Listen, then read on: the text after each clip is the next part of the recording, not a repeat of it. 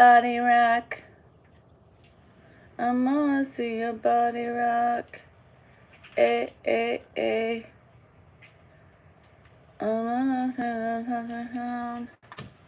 Eh, eh, eh. You wanna party like it's 30-12 tonight. Ba-da-ba-ba-ba-ba-ba-ba-ba-ba-ba. We're coming for you. I'm coming for you. 'Cause, ooh, I need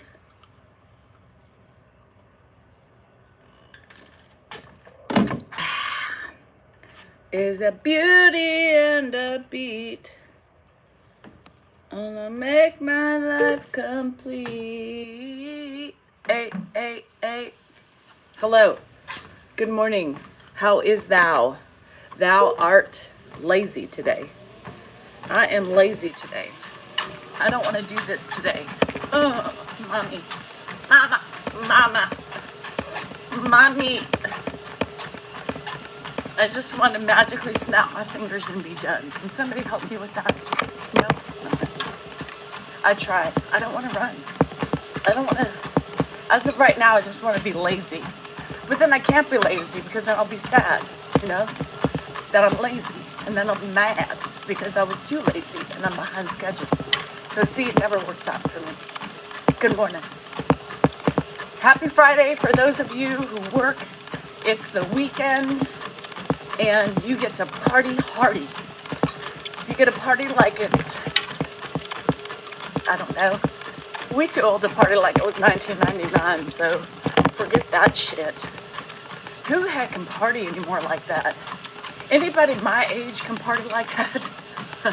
Not me. Hi, Jason. Thank you. Thank you for popping by. Who can party like it's 1999? I'm 52. And if you can, good for you. And how long does it take you to recover? That's what I want to know. Recovery sucks, A hangover these days in 50s takes you like 3 days to recover. Sometimes a week. Some of you partying like it's 1999. No disrespect. You're like Forrest Gump. No, Forrest Gump. I wish I was like Forrest Gump. Because then I would run all the time and probably be 30 thinner. I can, but I'm in bed for 2 days. You're in bed? Shit, what happened? You got your testes cut? Is your penis broken? Why are you in bed? Because no man. Never mind. You got the man flu. You got a little sniffle. A tiny cough. Sorry. I'm ragging on the standard man. Because anybody with a penis, I'm saying I can party like it's, 2 days.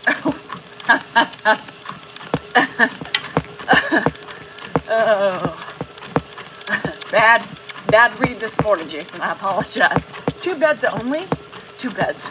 Fuck. 2 days only? That's good. Shit, I'd party more if it was only 2 days. Yes, I married my cousin. Yes, that's what we do down in the South. We marry our cousins. We marry uncles. We marry mothers and fathers. We marry the whole fucking family. We just don't stop with our cousin. We got to go down the line because can't leave anybody out. Because if we leave people out, then the family members get all pissed and like, why didn't you choose me? Am I not good enough for you? And then you got to just keep adding them to the list. And pretty soon, you married your whole family and y'all live happily ever after. It's very complicated in my case. No stone left unturned. No. You got to get them all. Because people get jealous, How can you choose one family member over the other? People don't like it, Olivia, if you're giving me $6,000, nobody wants to message you. So just give it. Give it. No strings attached. Just give the fucking money. If you are a nice person, You would just give it. You wouldn't ask them to come see you or talk to you so they get sucked into your bullshit, Olivia. Just give it away. Just give somebody. Why do we gotta come and say God did whatever to you to give you the money? What are you trying to steal? Identities? Anyway. What's it? No BS. Okay, I will, no BS. Y'all, Olivia just said no BS. Just do the God thing, and she's gonna give you $6,000. How do you get the money to give $6,000, Olivia? How do you suck people in? And everybody else who says the same fucking thing, y'all work for the same person? Is this a pyramid scheme? What's your trick? I want to know what the scam is, Olivia. Be truthful. And you brought God into gifting money when you're trying to rape people over the coals. I said rake. People over the coals for their social security numbers, their profiles. Don't bring God into that. It makes it ugly, Olivia. And you know what they say about karma? Shit. She mixing karma with scams and God. You know what I mean? God. God wins. Yes, a scammer that actually responded. I promise I'll send it. Okay, send it now. Yeah, send me. I ain't giving you my account number. Let me give you my P.O. box. You get me that way. But I want to know, Olivia, what the scam is. How many people a day do you suck in?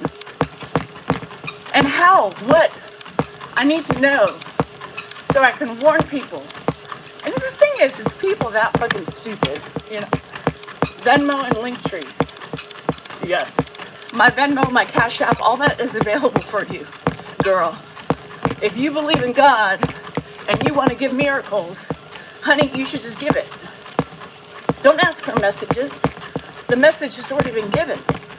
Be nice. Be God-fearing.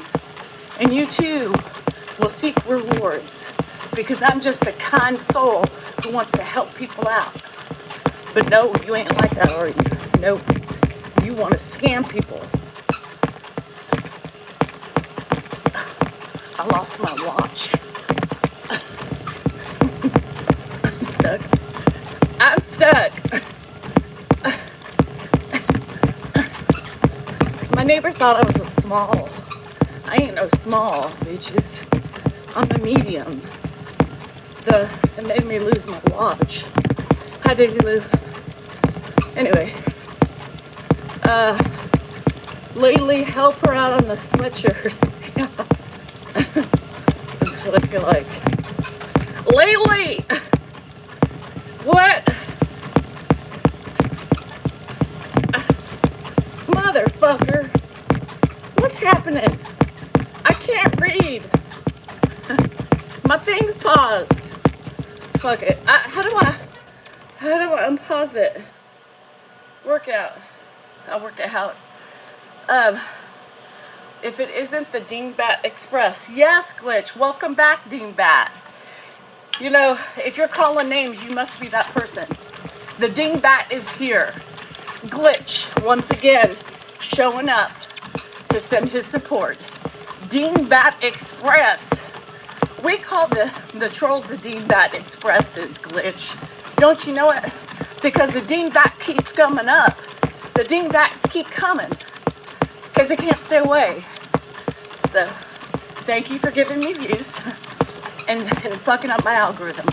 For the good part of the, you know, brings it right up. You know, you guys make the blood flow erect. Yeah, the blood flow makes it erect. Yeah, you are making me erect. Well, my middle finger anyway. Anyway, hi Icy's back. Someone a dingbat, I know. Glitch is announcing his arrival. Y'all, the Dingbat Express is here. Well, thanks, Glitch. Welcome. Welcome once again. Yeah. And then his fellow passenger, Patriot, GBR. Yeah. His fellow passenger. You got that right. Oh. Yeah. Okay. Uh, Thanks for being me. Thank you. I don't want to be me anymore. I'm tired. I need to hang up my me suit. Hi Friday. Hi Friday. Hi Janice. Jean, I'm trying. This is fucking bullshit. This running shit, you know? The running shit, the real dingbat just came in. Her name is Cha-Cha. Yeah. Hi, Chachki. She's the leader of the Dingbat Express. She's the, what do you call the conductor. But she does it because she takes you off the rails.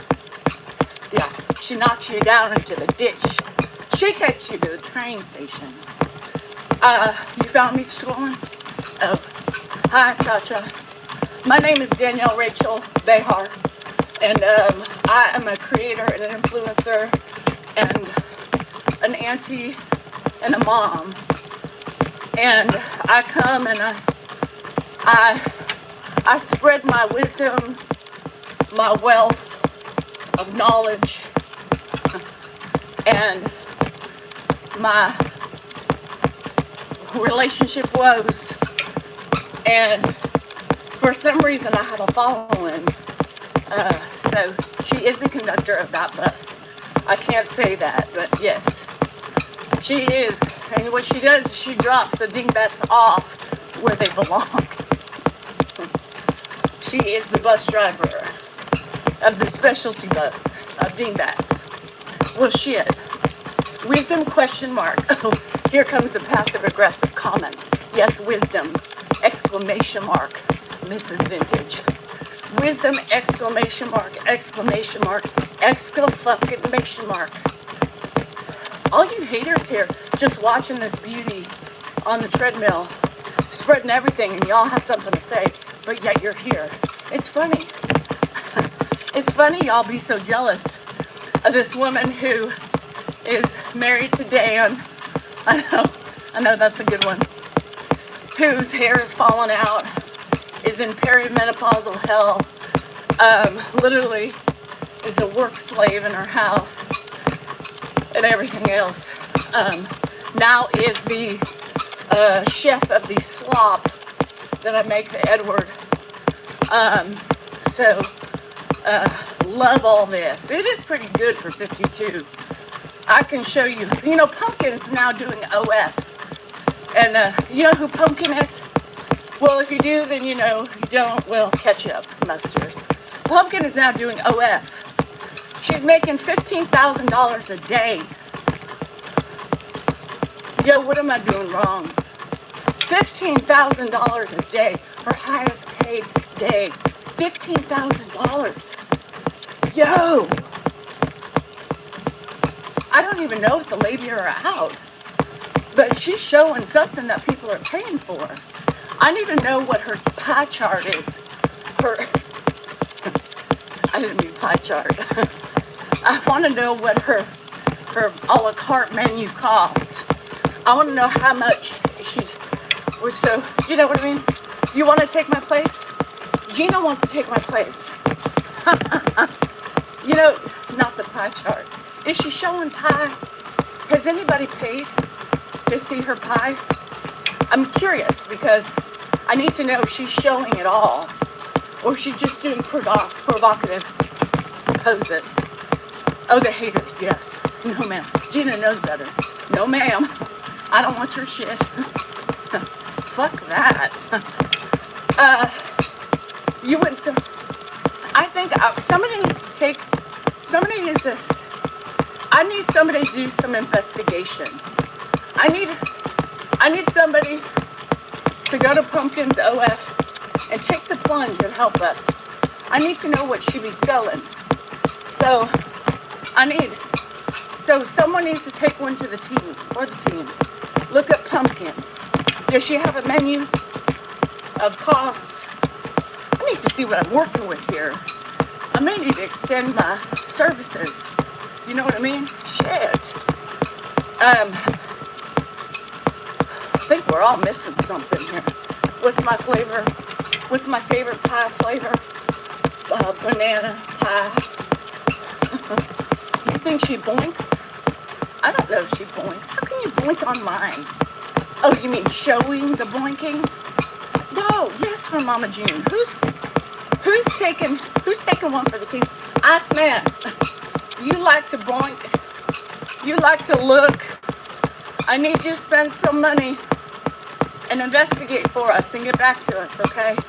Pumpkin. OF. Look it up. Remember, tap, tap, tap, tap, tap on the TikTok. Y'all thumbs up on the...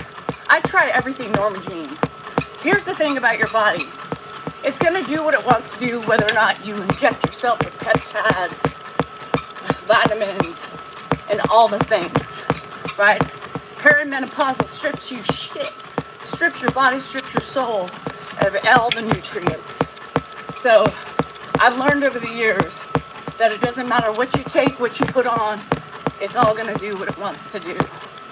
I promise you. When it's done falling out, it'll do its thing where it plateaus, and then remember, hair is in cycle. And I'm in the cycle of more loss than normal. Do some reconnaissance.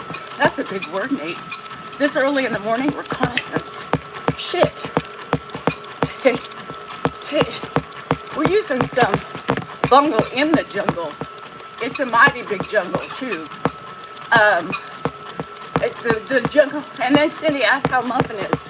How's your muffin? How's your muffin, Cindy? We talk about pumpkin, and she's asking about muffin. Oh, it's a big one. It's an overflowing pumpkin muffin. That's mean. But it's true. I mean, you can't say it's a skinny muffin, you know? You know how like you have a diet muffin? That ain't no diet muffin. That's a loaded, voluptuous muffin. It's a big muffin. It's stuffed with all sorts of goodies. It's got, oh my, it's got a big, overflowing muffin top, you know? And it's got yummy goodness exuding, you know, out of all the, anyway, it's a big muffin. Anybody like big muffins? Can you please check her muffin out and get back to me? Is it worth looking? I would cream cheese. It's some kind of cream. I don't want to see the cream though. I do like cream on my pumpkin muffins. In all respect, I do love a cream cheese frosting on my pumpkin muffin. But now that I painted that picture, all I see is pumpkin's face. Fuck. Did I just fuck myself? I want to see muffins. They don't turn me on, but I've always been interested to see muffins. I used to look at beans, muffins. Muffins fascinate me. I want to see Pumpkin sharing her muffin. Well, we don't know. I don't know. I would pay to look at it just to see. You love a butter. I'm sure she buttered some of these pictures that are showing up. I mean, especially, we all love muffins. Some of us like to put our face in them. Some of us like to gently flick them. Sometimes some of us love to just lick the top off. Some of us like to just, take a little nibble of a sad little piece. Some of us like all the softness and the moistness of down below the top. You know what I mean? Got to move some things away to get to the yummy sweetness. So, we all love muffins. I love me sometimes you go in slow and then you tear that shit up. You're like a beast with that muffin. Sometimes I do. I try to eat slower because I'm a fast eater. So I gently pick the top off. That's the best part. And then I just fucking shove it in, That's how, I wouldn't recommend because you can choke. Pound muffin. You pound that muffin in sometimes aggressive, Sometimes you hammered and you're shoving it in your face, all fucking willy-nilly and sloppily, shit falling down, I love a good muffin top. God, just sell the fucking muffin tops, you know, with cream cheese topping. I want a lemon pea poppy seed top. Those are good. A Dutch top. Dutch top. What is wrong with me today? A lot. Dutch Brothers, yes, they do sell muffin tops. And I do like the lemon seed poppy. That's good. So be gentle with the muffin. Y'all, don't hurt it. Be kind and enjoy it. Once it's buttered, you better hope it stays buttered or the bets are off. You know what I mean? If you lose the butterness of the muffin, you gone. It's like hurry up and just eat it, you know? Nobody wants it. A chaotic AI summary. A chaotic debate on what makes a good muffin. Suggest your favorite topping. What is your favorite muffin topping? Creme de la moisture, creme de la thickness. You need to enjoy life? No shit. Can you tell me how to do that? Tell me how to enjoy life. The muffin top. What? Nobody wants a thorny muffin. First of all, if you got a thorny muffin, something's wrong. You need a moist muffin. If that's just thorny and it hurts you, something's wrong. You could tear up your esophagus. Yeah, and your sphincter that's in the bottom of the esophagus. You can tear up something, and then you have to have surgery. No thorny muffins. Moist, creamy muffins only. Some of you like it buttered. That's fine. The buttering, the glistening, buttery muffin is to protect the sphincter. Did you know, speaking of sphincter, whoa! Creams. Bruh. That sound was a sound of a cat jumping on the mill and realizing that was a no bueno. Yeah, I didn't know what to do. That was a cat.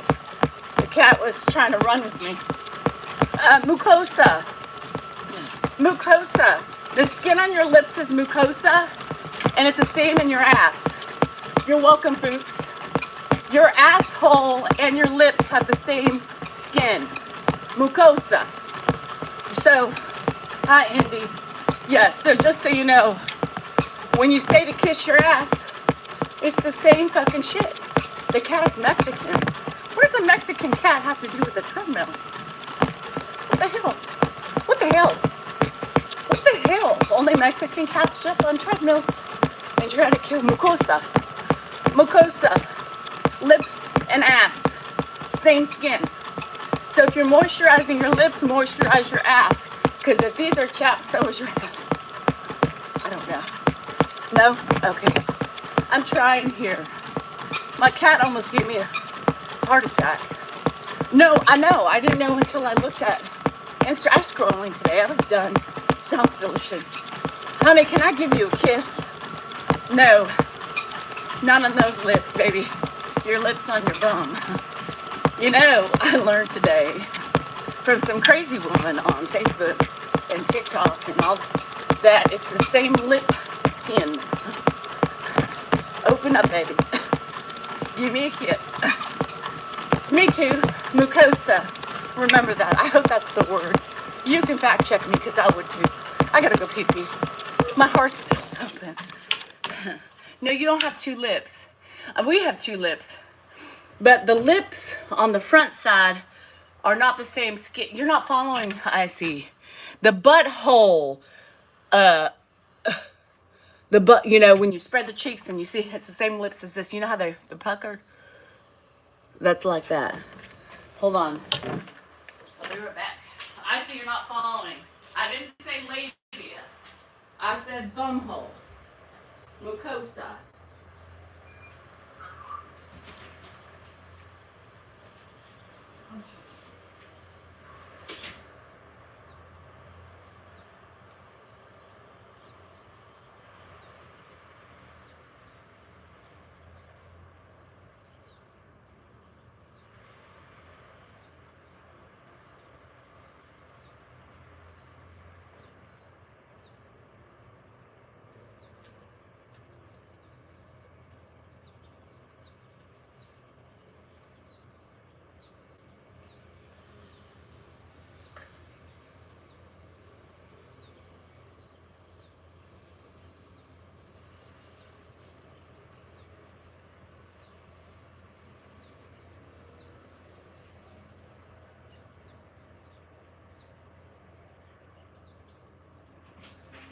cocoa beans.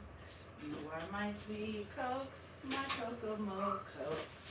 Please don't take my cocoa away. I forgot. I keep scratching my muco. The pucker.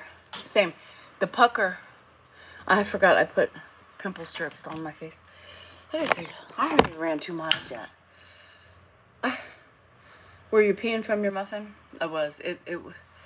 Yes. There was no topping. Today's not going to be a long day. You must have a lot of bird feeders because the birds behind you are loud. No, I only have hummingbird feeders.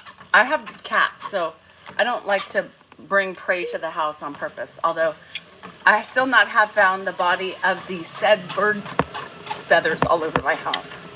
So there was bird feathers all over my house. Today's not going to be I have a leaky muffin. That I do have.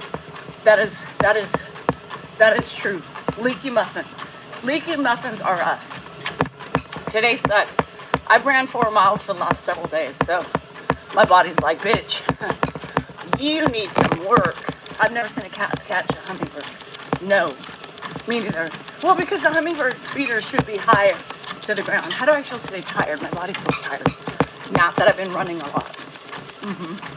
I've been running. I think for the last 4 days I ran 4 miles.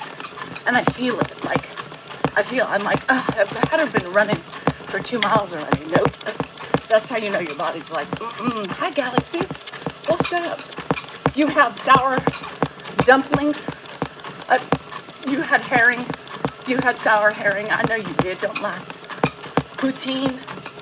Poop. I don't know why French fries are called poutine. It sounds too much like poutine. Poutine. Somebody called me a prude today. Somebody said, I'm with Dan for all his money, you prude. What money? That was the first response I said. Is what money? And yeah, I'm a prude. And, right? Okay. Ooh, you got me there. My heart's hurt. I'm melting. Another lady yesterday on my slot video. You know, Fupa, don't brag about that shit. You owe me money. $25. Cash at me.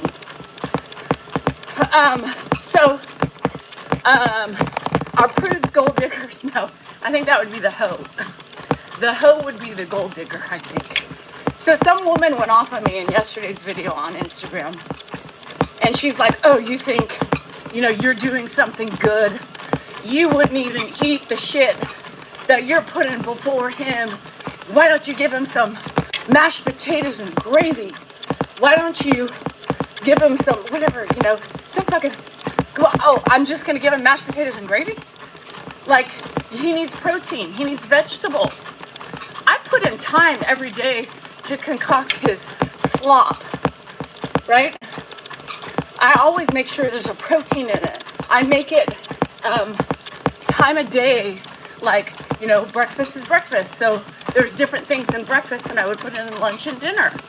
I put in time to get in all those things. Why don't I just give him mashed potatoes and gravy? Number one, because that's not a fucking meal. That's not a fucking meal. This morning, my slop consisted of, yes, I did use protein powder. I do use protein powder, Nat. I put the protein powder in his after dinner dessert. Yeah, I'm such a fucking witch, Yeah, this morning I did kefir. Oh, that's bad. So bad for me to give him kefir. I gave him some juice, apples, spinach, oatmeal, grapes, and something else I'm missing. And I ground it up. And I topped it with some cinnamon this morning. Yeah, I'm such a fucking heifer, right? So bad. I'm such a bad person. Lunch, I do something for lunch, right? I do everything for him. And I do everything to make sure his meals, do I taste it? I sure do. and it tastes like all of the things that I eat, right? So, shit, I forgot a banana this morning. But yeah, I'll put it in sometime. And sometimes I use them for dessert too. So, and peanut butter is good to put in there too. I just thought of a different creative dessert brand in my head. And so, yes, because I like to mix all my foods together. Do I blend them? No, because I don't need to, right? I don't need a blend. But I do what we would eat on a normal plate, right? I do what we would eat on a normal plate. It's just in a blender. So y'all need to fucking chill. And an appropriate amount of time of day. So what if it's mashed? It's easy, safer. It's safer for him, you know? And people just want to lose sight of that. They want something to criticize me. So now it's the food that I'm feeding him. It's the food that I'm feeding him. Yes, it's perfect. Whatever I cook for dinner is what he has, you know, and sometimes I have to use chicken broth or bone broth for his, for the liquid in there. Yeah, such a horrible person. And kefir. Can you believe I spend money on kefir to help with probiotics? My friend was saying today, she goes, you know, I learned so, and she's in my house every day. She's like, I learn so much from you. Like, it's crazy. And I do, and they know how good I am because they see it daily. You know, whether or not you want to see it, that's on you. But I don't, there's no regrets at all in my whole procession with Ed and what I'm doing for him. The guy eats like a king. And I take so much time and worry about what is in that blender because I'm not putting in anything in the blender that I wouldn't eat myself together, right? So to all you people who want to bitch, the only being, yes, Chacha's the only one I abuse verbally. I can't physically abuse her because she's not tangible.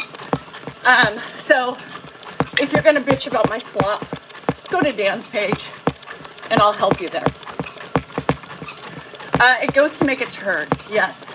And I'm hoping that it helps the pooping process more because he's probably eating healthier now with the slop than he has even before the slop, right? He was eating healthy before, but it's extra healthy now because every meal he's getting all those nutrients, vitamins, and such. So, puree. Yeah, they look good, Dax. They look good. I mean, the breakfast one is yummy. I wish I could sprinkle granola, you know, on top, but I can't. I like to make it pretty. This morning it looked pretty. It's got pinks and greens, and it's got a little cinnamon on top of it. Yeah, that's a sign of a horrible caregiver right there, right? Cinnamon. Yeah. God. So I bought him 2 different types of cups last night. I can't believe I did that, right? Horrible caregiver. I bought him a metal one and a plastic one. Sippy cups. One was like $30 and one was like not much cheaper. So I'll see which ones I like. Yeah, it's pretty much a smoothie for breakfast, lunch, or dinner. Yeah. So, anyway, and they're so full. Like the whole blender goes like full. Like it's a bowl. It fills up a bowl. So I got 2 different sippy cups. One I was thinking I could put coffee in, and one I was thinking I could just put his juice in. So, and it's for dysphagia. I wear many hats.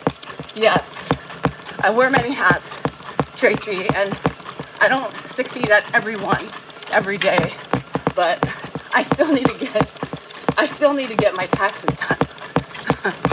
Yeah, no, I'm still failing as the CEO and accountant for my family. He likes the meals too. You know, people are bitching, but the thing is he likes them. He says, these are good. In the video I made today, he was like, yes, and I cook for you, whatever. He said, yes, and I like the things you make, or whatever he said. Remember, tap, tap, tap, tap, tap on the TikTok. Let's get more haters in here to boost up the ratings. double tap, you guys. There's 118. I shouldn't have to say this every day. It should be normal. Thank you for the gifts. I got 2 safety cups, so we'll see. He doesn't mind at all. He takes it down like a champ. And if I have to, I will make videos of me eating the slop at each meal to make you guys happy. And you know, just so you know, like I could eat them and say they're great, just on principle, just to show you guys wrong, because that's what you want to see. But I could lie. So what does that prove? You know, like they want proof that I'm eating it. And if I say, ooh, this is good, then they're going to call me a liar. You know, so it doesn't matter. So his coughing was so much less yesterday. He literally was like, well, this is the first day in a long time. Yesterday was a day he really didn't have much coughing at all. Little maybe here and there, but nothing like he has been. So thank you, Danielle. How about that? How about instead of focusing on what you think I'm doing wrong, let's say thank you, Danielle, for keeping the man alive. You want to try? Okay. Thank you, Danielle, for keeping the man that I love watching every day alive. You know, I was talking to Josh, and Josh was giggling as I was telling him. He's like, well, Danielle, and a couple of people have told me this, right? They're like, well, technically, you could just make a couple of, in the morning, make a couple of, you know, batches and give it to him every day. I mean, at every meal. And, yeah, I had the funeral. And I was like, I can't do that.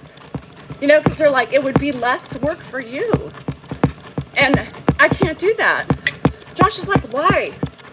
And everybody else still asks why too. And I said, because it doesn't go for every meal. If I'm making him a breakfast meal, I don't want him eating breakfast at lunch and dinner because he needs different consistencies. And Josh laughed at me, and so did these other people. And I said, why are you laughing? And they're like, well, because stop making things so difficult for you. And I'm like, no, I can't. I can't do that. I will make him each meal a different blend of food, so according to the meal, right? A dinner meal has to be dinner food, just like he did when he ate real food. And Josh is laughing. He's like, you're crazy. So he was asking me what I was putting it in, and he was giggling the whole time. He said, that guy's eating like a beast. He's eating healthier than half of America. And I said, really, he is. He's like, shit, could you imagine if we ate what he's eating? We'd be svelte, we'd be lean, we'd be living forever. And I said, right, Josh? He goes, that's crazy. He's like, are you trying to get into 110? We laugh, you know. I'm like, shit, I forgot about that. We giggle, you know. It's called having fun with the situation because it's stressful. Disclaimer number 20,526.7. So anyway, and then I had to go because I had to explain something to the other caregiver. Oh, that's a nightmare. So I have a feeling until I feel comfortable enough, I'll be making all his meals and prepping them for everybody. Because it pisses me off. Dan wants to give him food here and there, right? Or drinking from a straw here and there. And it pisses me off, right? But it pisses me off if people don't feed him how I want to feed him because he needs it, right? So we're both like, he's like my dad and his quality of life. And I'm like, yeah, but I'm trying to save his life and prevent him from coughing. And he's more content without the cough, right? And he's getting so much good nutrients and food. The shit that I put is so filling. But I want those meals to be thought out. Like I do every day. I need it to be thought out. I sit there. I'm like, okay, it's lunch. So what would I want to feed for lunch? And then I put, like yesterday, I put some spinach, avocado. I put some lunch meat, put a little bit of shredded cheese, I put some tomatoes, you know, like I'm making a sandwich, you know? I'm making a sandwich, it's just in the bread. I mean, it's in the thing. Largest retired human in the world, they eat at McDonald's all the time. Ew, they do? That's, yeah. He said I'm still gonna give him cookies. And it's like, no, we can get the cookies, we can grind them up and put them in the dessert that I make him, right? It's more work, but we're not trying to take the easy way out. The easy way out could kill him more statistically, right? I mean, he can still choke on pureed foods, and at one time maybe he will, but why take that chance, right? Why take that chance? I'm trying to take the chance of keeping him healthy, keeping his bowels moving, and keeping him from coughing, because let me tell you something, the coughing is bad for him, and it's irritating the fuck for us, right? And it's irritating for him. He doesn't know what's going on. And I'm trying to avoid any more complications, frustrations than we already have in the day. He's my dad. Yeah, he's my dad. Well, I can understand he's your dad, but we also need to pay attention to what we're giving him. And that's my role, right, as a caregiver, right? That's what's important for me. And, you know, what is important for him is different. And then I love the old adage of, well, he's not your father. How much time we got? How much time we got, right? He's not your father. Okay, well, you're right. Not blood related. Absolutely not. But let's think about the time that I've had with the man. It's actually been longer than Dan has, and it's blood, right? So, I do care. And I just like I care what my house looks like. You know, I take pride in my caregiving. I take pride in my housework. I take pride in my yard work. I take pride in everything I do because it's important to me. And feeding him right and feeding him to the best of his ability at this time in his life, I take pride in. And you should see my Zoomies now. So I'm like, what should I put in today, you know? And as I'm talking, I get more ideas, like peanut butter. Peanut butter is a good way for extra fats. I take pride in my laundry. Fuck the laundry, shit. I take pride in trying to get urine smells out. And if I do, you know, hi Beachy. So I try. And the fact that people want to see the good in somebody and use it against them by making it bad is so ugly. Tuna salad, I put that in the blender too. If Dan gets him a tuna sandwich, I throw half the sandwich in the blender, and I put in some spinach. Always gotta have the spinach. I put in a fruit like an orange, or maybe an orange and an apple, or maybe some applesauce, and I blend it up. Because what did he eat every day at lunch? A sandwich and fruit. Sometimes he would have one fruit, and sometimes I would cut him a little fruit salad. So I'm not doing anything different. The only thing I'm doing is blending what he normally eats up. So y'all need to simmer fucking down. And I think what I'm gonna do from now on is just people who just are so ugly. I gotta get better. I need an assistant. Swedish meatball sandwich with pickles. I love pickles. I don't know what the beetroot mayo is. That's beets and the mayo. I could do that. So like ice cream. Yeah, you could have ice cream. Here's the problem, you guys. I can't have ice cream in the house. You know, I can't have puddings in the house. Why? Because Mr. Salinger Jr. eats them. So I have to be creative with the things that I have in the house that's not there, right? So people are like, give him ice cream for dessert. I can't, because by the time I get it, he might have one serving, and by the time I go back, it's gone again. I can't do it. So I do like fruit smoothies with protein powder, or I need to get more protein powder, like chocolate protein powder with some yogurt and I can do some chocolate chips or something in there, or a cookie, and grind it up, yeah. So yes, so I have Ensures as well. I do have chocolate and vanilla. I had Mark get some vanilla too. So I use those with ice and banana and yogurt to thicken it up a little bit. I actually can put, Kimberly. Fucking Kimberly. We ain't trying to cool down Kimberly. Yo, in Alabama. If you felt a cool breeze, if you live in Kimberly, that was from Parker's house. All right? So anybody live in Kimberly, in Alabama, let me know. That cool breeze was from the house of Tiffany Parker because her son left the fucking door wide open, having a fucking conversation with her. So you can thank her and send her some money because that shit's not cheap. Dan sleeps, eats at night. Did you see? What you're doing is, look at it, listen to this fucking ridiculous thing. What you're doing is helpful to others, but not exploiting it at this time. It's helpful to others. There's no exploitation. Ed knows what he's doing. Ed's available if you pay attention to the videos. When I say our show, this morning I said, say Ed out. And he said, why? I said, it's for the show. Then he said, Ed out. And then I said, Danny out. Does he know? Kate Trider, what the fuck do you think? We've been doing this shit with him for 6 fucking years.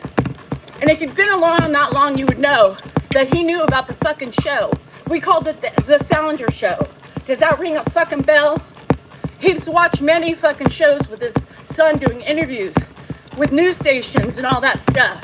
Does he fucking know? Well, get the fucking head out of your ass. Does he know? Stop being passive aggressive. And by the way, you can't give a compliment and then end it with fucking negative. That doesn't make sense. So you either go with it, and if you don't like it, why are you watching? Because if we're exploiting, you're helping the exploitation by bitching and watching. Doesn't make sense to you, does it? I didn't think so. Anyway, if I was exploiting him, think about it. He'd be here in the background, just sitting here. He'd be sitting here. Exploitation is putting him in every fucking thing we do. Exploitation is putting fucking pictures up and saying, please, Kindred. Oh, never mind. Bye. Who's next? Who's next? I got a nasty mouth. I do? And if you notice, if you've been here the whole time like you said you have been, you'll notice how he lights up in front of the fucking phone. You notice how he looks directly at the phone. But see, I can see if you've been here the whole time. You don't know, and you're choosing not to know because you are angry about something. And it's not really about us. It's about yourself. There you have it. Anyway. And you're telling me it's time to stop. Who gives you the right to tell me when it's time to stop? Actually, that becomes our right. That becomes our decision. And if you don't like it, block me. Actually, Rita, just block her. We'll help her out.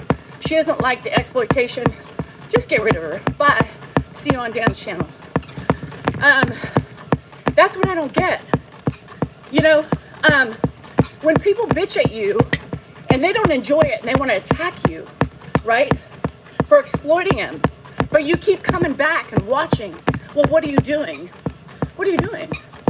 You're encouraging the exploitation if that's what we have been doing. So I'll help you out the door. Good fucking bye.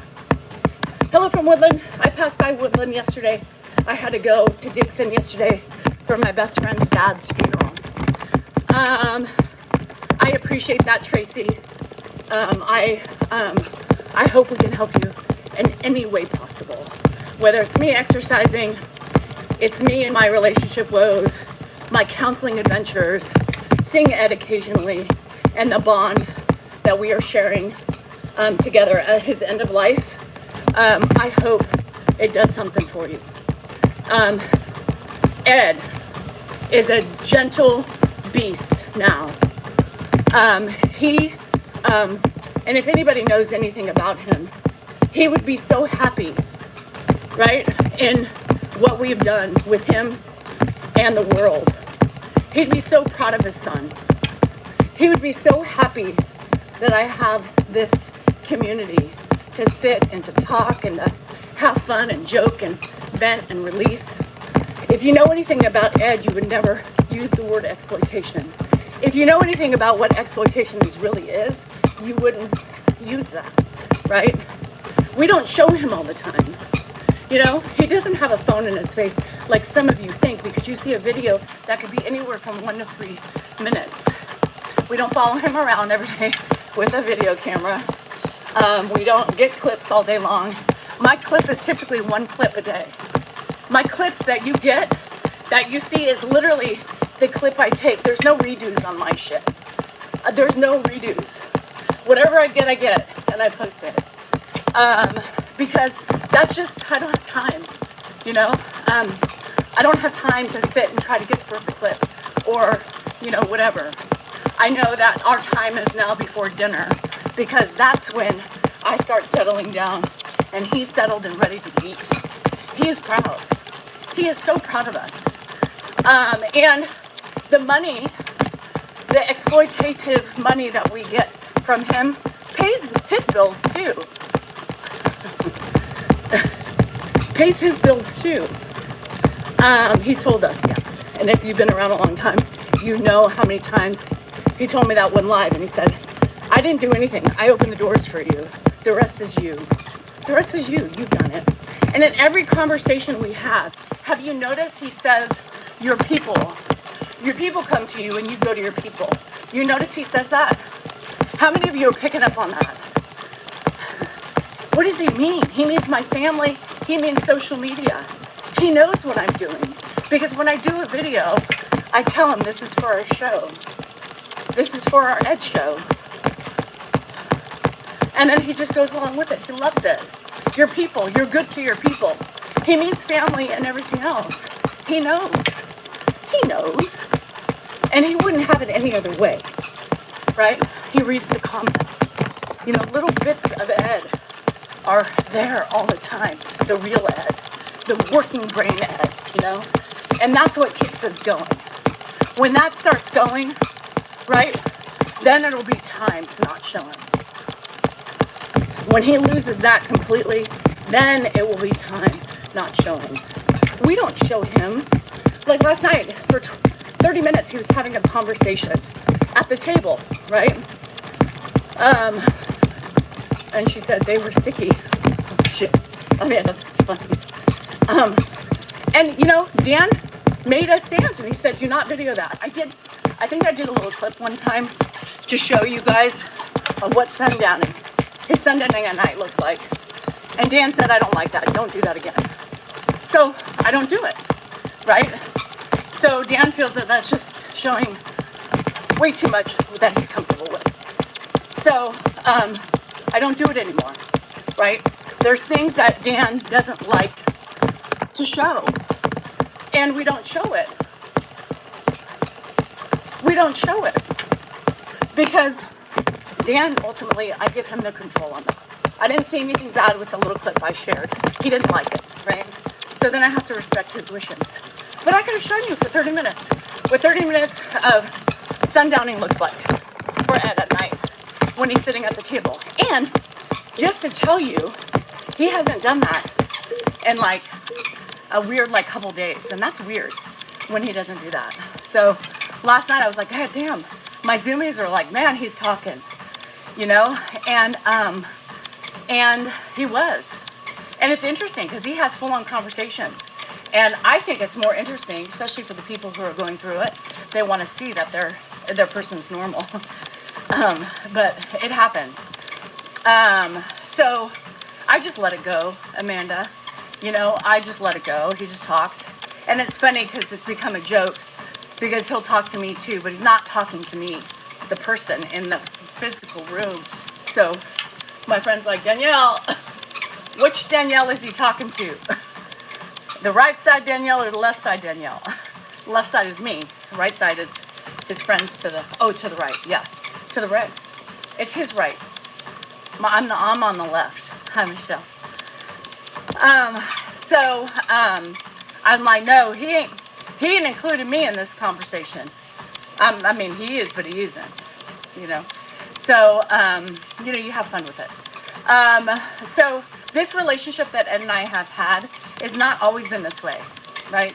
We haven't had this relationship like this ever. I mean, it's just really, the last couple years have really solidified the recovery, you know, of our shit show of a relationship. And so, you know, does he still trigger me? Absolutely. You know, this morning I was frustrated. He was like dead tired. I was trying to change him. And it just, everything, like he won't relax, right? His bones in the morning are like wanting to stay rigid, right? And so it's hard to get the diaper on as I'm fighting. I don't know, Vogie. I don't really know what it is. I think it's literally whether he sees things outside and he imagines them as people. Maybe, you know, because my zoomies are like, maybe he sees those things and thinks they're people.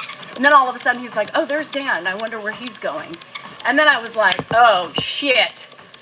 You know, I was like, Dan better be outside or else I'm fucking losing my shit. And sure enough, Dan was there walking around in front of the window. But this morning it was really hard. So yeah, I get frustrated. I'm like, Ed, you know, open your legs. God, and they just go back stiff. So yes, that's new. Yeah, there's a lot of things that we don't show for that reason. What we feel is dignified is how we calculate what we show and what we don't, not by the audience telling us what we need to do. End of story. And half the people who want to tell you how to do things wouldn't even care for the person because they're too selfish. How's the love life? My husband would say it's in the shit show. And a lot of it has been because I'm irritated by the end of the night. I'm irritated with him because, you know, he's still not meeting me where I need to be. Everything is sexual. And it just turns me off. And I'm tired. And by the time he wants hanky-panky, it's late and I'm like half asleep. And then he wants to, no, boundary, no. No, sex life could be better. But, you know, right now, it's not going to be better because we got shit going around. We got Grandpa, we got my shit, we got Dan's not wanting to get on the train shit, you know, and listening and hearing what I'm asking. What I need to do is get your ass on. I know. Well, you know, so I made, yeah, he's had no sex and he's irritated. Somebody asked him how long it's been. It's been a week, you know.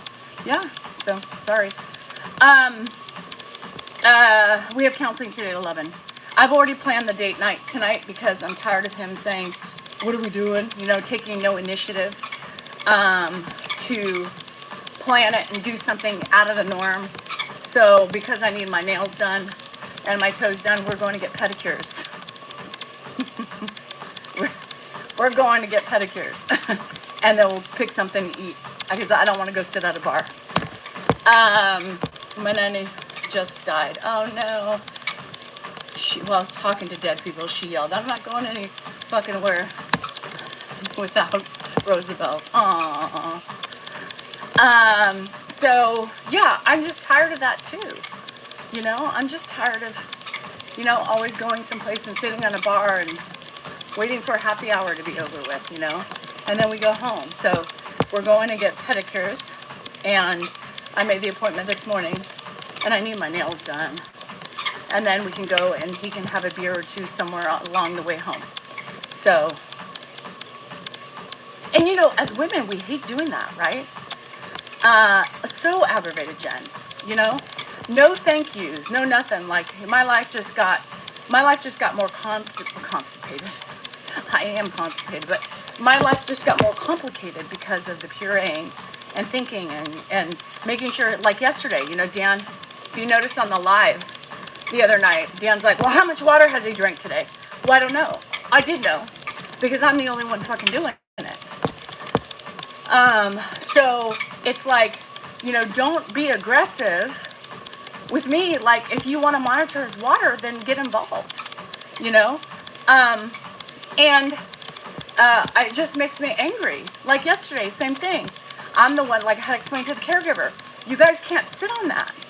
Because now he's not getting a big cup anymore, right? Because it's thickener, and so it's too thick, and he can't drink out of the straw because it's too thick.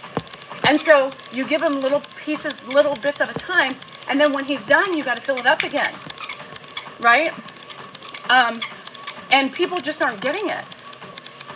And so you see me running around the house, cutting me off, doing what I'm doing. I notice his cup's done. I notice, if I'm in the middle of something, I'll wait and keeps picking it up. Then I'm running to fill it up again. Unless somebody takes over your role, they don't realize how much more work it's become to micromanage. Like yesterday, I was taking a nap. And Dan got in bed, and it woke me up. So I looked at the time, and it was like 2:56. I'm like, did you let Saroj go? And he's like, no, not yet. I said, well, it's 2:56. Not to mention, he's got to go, and you got to change him. And he stayed in bed. So I got up, and I did it, because I knew he needed to be changed too. I'm micromanaging changing. I'm micromanaging his drinking. I'm micromanaging every fucking thing. It's 2:30, got to be changed. Have you taken him to the bathroom? No. Okay, well, we got to change him, And it's difficult because I'm trying to make my life less complicated with less laundry and all that stuff, but it's hard. Where's the thank you? Last night, I got tired of waiting for him. And I got tired, I made dinner late because I was cooking, and I cooked a little bit too late because I was trying to catch up on my business, social media, right? Because I'm putzing around all day. I took a nap, so that took an hour away from me. And so I had to, catch up, and so I didn't cook dinner till about 5:30. So he ate about 6. So, and then by the time I'm making my dinner to sit down and eat, he's done. So I have to get up and make his dessert and blend it, right? And then I have to give it to him and then sit down. By the time I actually sit down, he's almost done with dessert. So then I'm like, okay, well, you're just going to sit, he's going to sit at the table so I can fucking finish eating, right? Because now he's eating quicker. These meals that he used to take 45 minutes to eat now take 10 minutes, So I can't get as much done in between or eat. So then I just let him sit there, and he was talking all last night. He was having a conversation with his people, and that's fine. So by the time I'm done, then I eat. I rinse off, get everything in the dishwasher, and I still have my dinner shit to clean up. And then I go and get his teeth brushed because he's starting to fall asleep. Now I know at 6:30, as 6:30 approaches, he starts getting tired, and getting into bed makes it more difficult, right? Because he's more cognitively declined. So I was like, let me, go brush his teeth. And as he's brushing his teeth, I always know if he needs bed because he starts nodding off. And yes, I brush his teeth. And so I was like, let me get him to bed. By the way, my husband was nowhere in sight. He was outside. He was in sight, but he was outside. So I put him to bed. About 6:45, I finally put him to bed. I finished cleaning my kitchen, putting shit away, and still had to work. I still had to clean up my shit. He comes in looking for his dad. He's like, where's my dad?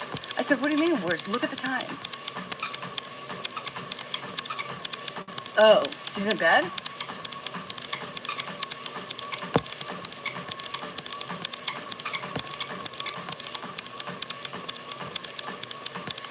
So by the time I get into bed, I'm irritated, right? I'm too tired to go, I'm running all over the place to make sure he's getting his shit done. I'm too tired to go say, hey, Dan, I need help. That shouldn't be my job. My job should be, you should know better. You should look at your clock, and you should know better, and you should make sure as the dusk is happening, you should know that it must be time.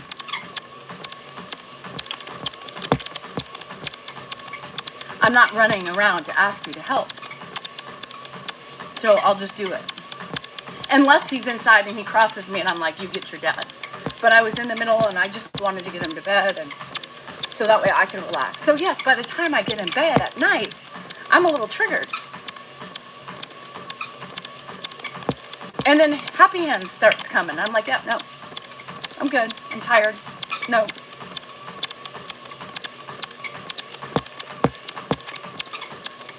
My counselor would tell me I need to work on that because, it's not something he's ever done, so I shouldn't expect it. And she's right, but I don't know how to fix it. Right? I don't know. And I'm too tired to figure it out. And so, and that's probably going to be a subject we talk about today. Because it's killing the libido, right? The libido is already killed with menopause and everything else, right? And then waking up in the morning, you know, seeing my hard-working bread, right, destroyed by him.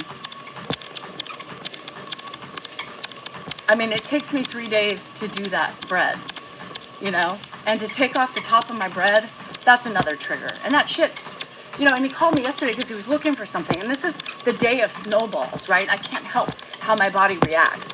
He called me yesterday looking for something as I'm on the way to my best friend's dad's funeral, who I've known, and his mother. Charlotte, if he cheats on me, then bye-bye. You know, that's his choice, Charlotte, not mine.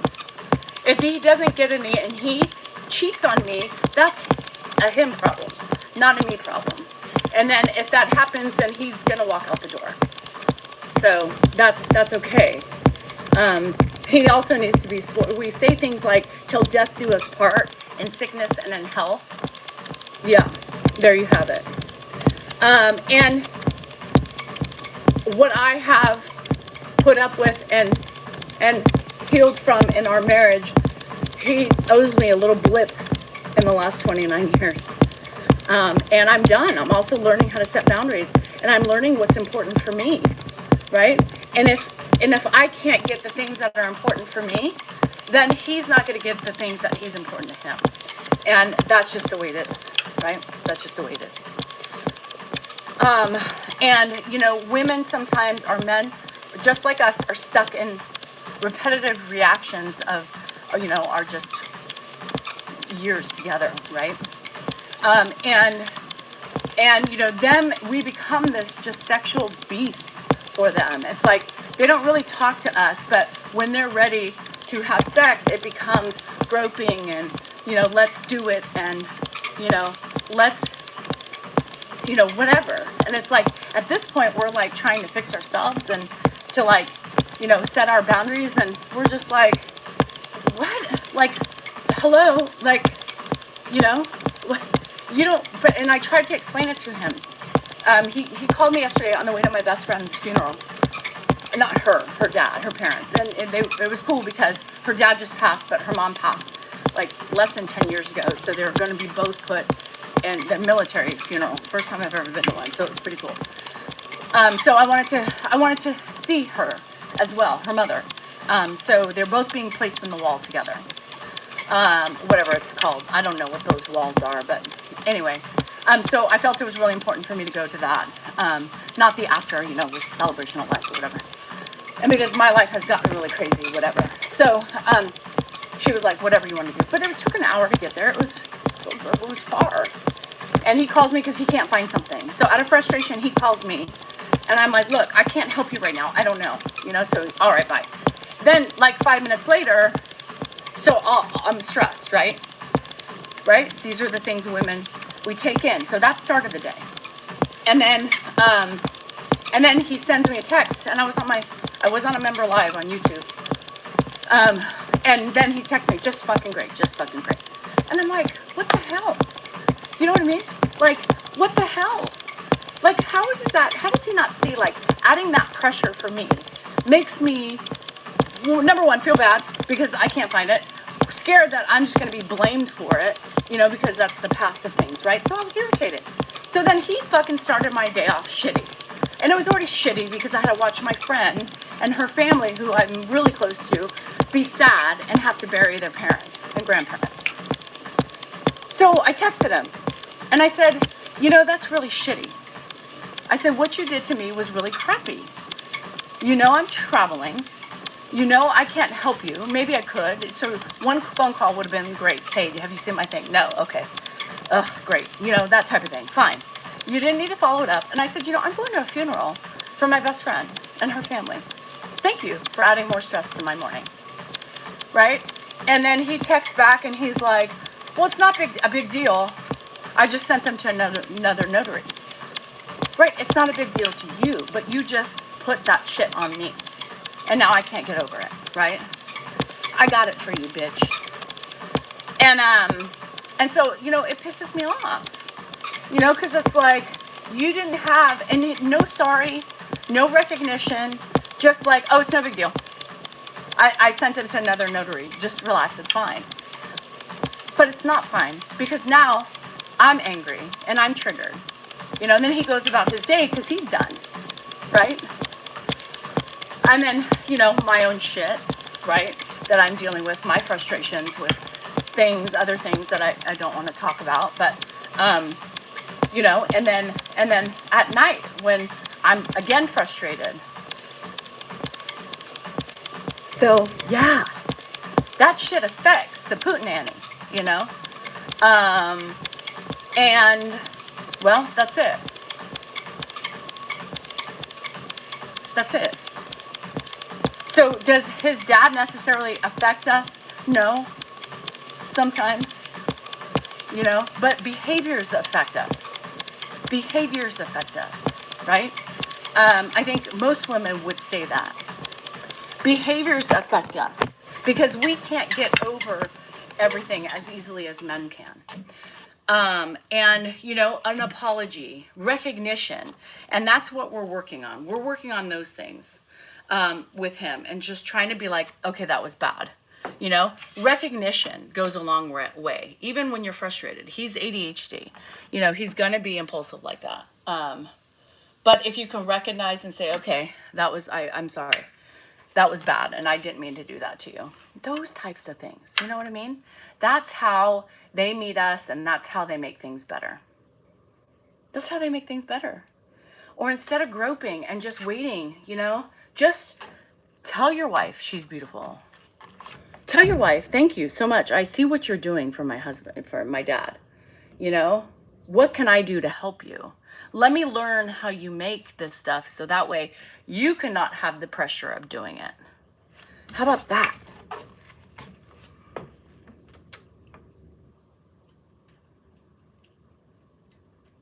How about not always bitching at sex because you're not getting it? How about you try 3 or 4 times at night? How about you just try once and you get the vibe, right? You don't need to try 3 more times because that's also very frustrating. One no means no. And if for some reason I change my mind, I'll let you know. But you don't need to keep trying. Because no. No. So it's behaviors, and it's past behaviors, and it's being stuck in these patterns that we need to change. That's what affects it, you know? That's what affects it. And I think most women over 50 would probably say the same thing. Majority of women, you don't need to tell me if you're the woman who's not that way. Majority of women feel the same way. Majority of women would or if not, are starting to recognize and set their boundaries because they're tired, right? We're relationship exhausted. I'm not blocking your comments, no. We're sometimes TikTok does it if they don't like what you're saying. We're relationship exhausted. And we just don't have it in us to explain and to discuss anymore because they don't hear us in the first place. They're not listening. And Melissa, I don't think they know. I think they know. I think it just takes a lot of effort. I think it just takes a lot of effort for them. I think when you've been allowed to be true, when you've been allowed to carry on the same behavior for a long time, it's, you know, you don't recognize. You probably think, you know, you don't think, you know, you probably think he probably has moments, maybe one moment a day, if I'm lucky, where he thinks, I should probably do this for Danielle. And then he's on to the next thing. Guaranteed he does that. Because I don't think he's that stupid. But yes, I do think parts of him take me for granted, 100%, because I've allowed it, Brenda. Again, I've allowed him to get away. I've allowed, you know, I mean, it's not just him I've allowed to get away with things. I've allowed my kids to get away with certain things too, right? And my kids are learning too that I'm starting to put my foot down. And it's shocking when you do that, because then it becomes, you are so, you know, you're changing. Yeah, I'm changing. I should have been this way from the beginning. Oh, he knows, Anne. How many times have we opened our mouths? Come on, Anne. Come on. I hate that comment either. Maybe he doesn't know if he doesn't know. You're right. But you know how many years I've told him? Mm-mm. And I'm sure most women are the same way. They choose what they want to listen to. They choose what they want to hear. But we continue to act the same way and still give them sex all the time because, you know, we just want to keep everybody at peace and, you know, all those things. I am sweating. I'm starting to sweat more in my life. I ran 4 miles, by the way. If you're that unhappy, why stay? Um, who said I was that unhappy? You said that. I didn't say that. And why stay? Because we love each other and we're trying to figure out how to make it work. We're trying to put the effort in. We're going to counseling because that's what you do in a relationship. You just don't leave because you're unhappy. You make a commitment in marriage. You need to commit and work on your shit. 100%. He just doesn't want to hear. It's too much work. You know, it's too much work. It's work. I mean, even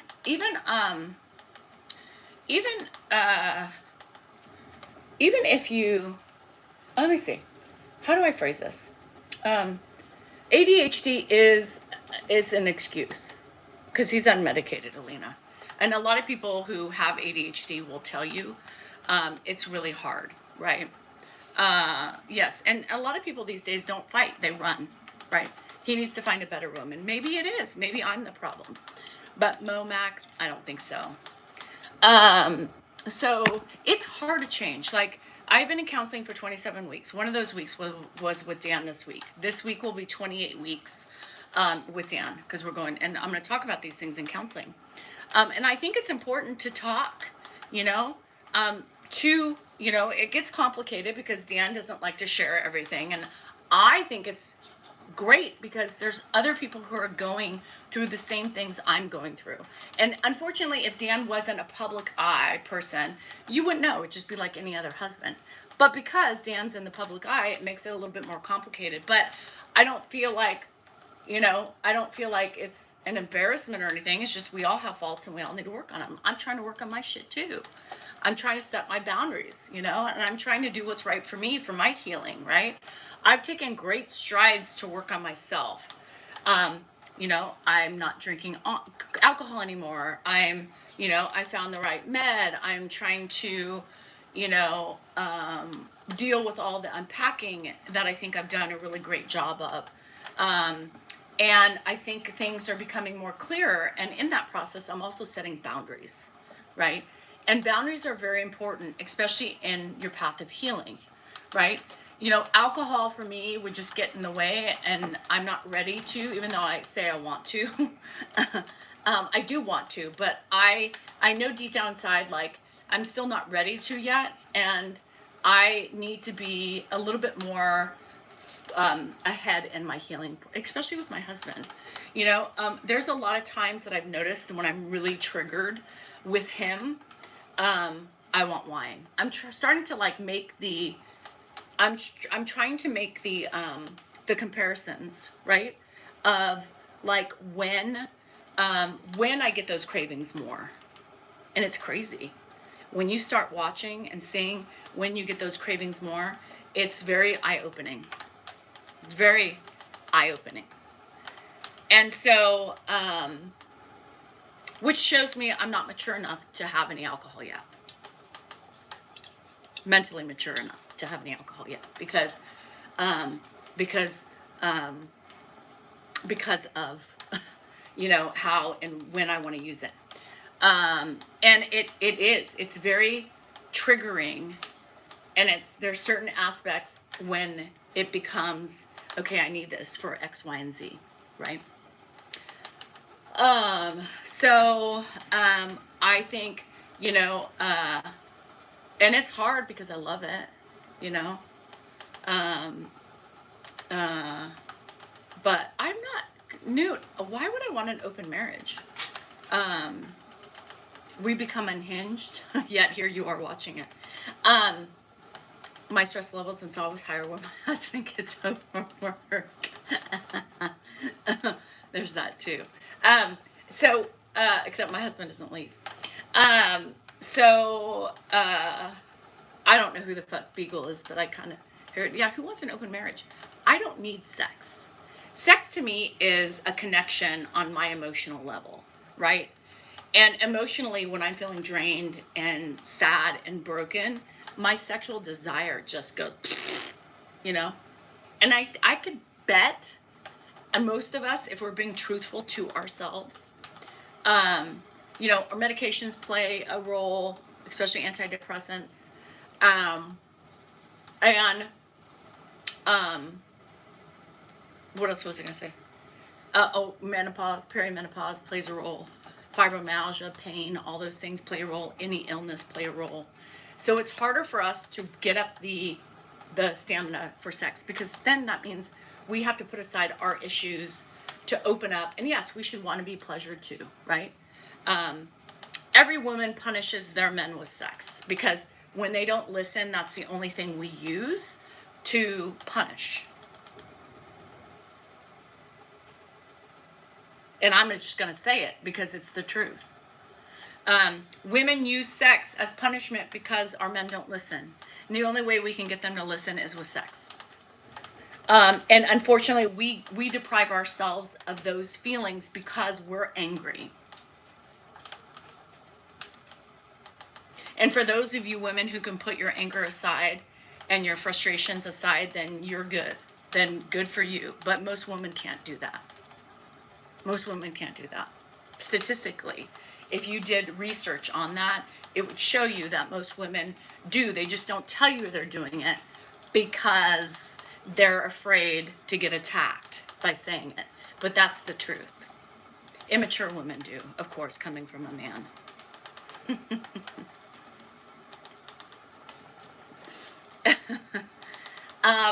So anyway, the goal here, you guys, are you're not looking at, you're looking to attack me. I mean, these people coming in now, they're looking to, because algorithm of hate just started, so they're pouring in. So now it's gonna peak. I say a lot of things what people won't say because they're afraid of the reactions they're gonna get from people. We do that to ourselves, right? We do that to ourselves in our marriage, and over time, we just do it to ourselves because we get tired of fighting, we get tired of talking, and so the only thing, the pussy controls the fucking shit. And then people say, well, he should cheat on you, or maybe he should have an open marriage, or whatever, No, in sickness and in health. Till death do us part. Don't you remember those vows you took? And if I'm going through a harder time right now because of my illness or because of my perimenopause, you should be a better person. You should be a better person to try to make me feel better, right, in life, and to show me and be compassionate and be validation, to give me validation, to make me feel loved. Not just like, well, you should know, not to be just grabbed all the time, like that's all I'm good for. And eventually that's what we feel like, right? Maybe that's what we should feel like. Men should stop looking at women like they're the problem. Women aren't the problem. Maybe it's you. Maybe you're, right, making the problem worse because of your inability to see the effects that you have on your partner.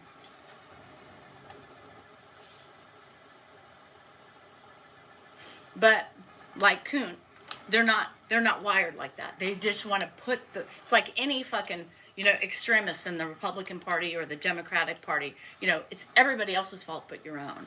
Everybody wants to push off that, no, it's your fault. He should cheat and you should give him a pass. If you guys knew my whole life story, which most women, and the shit we deal with and the shit we put up with, and we're still going and we're still here and we're still fighting, they owe me a little blip on the radar. He owes me a little blip on the radar of everything that I have done for him and put up with. End of story. A blip. I deserve a blip. And in this blip, I expect him to do what I did during his many blips.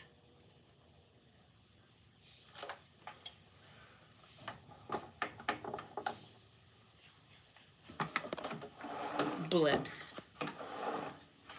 Because I've never had a blip before, but I'm in a fucking blip now. I'm in a blip. If he cheated, he wouldn't be here. If he cheated, he wouldn't be here. We have that rule, you guys, right? We have that rule that cheating is unacceptable.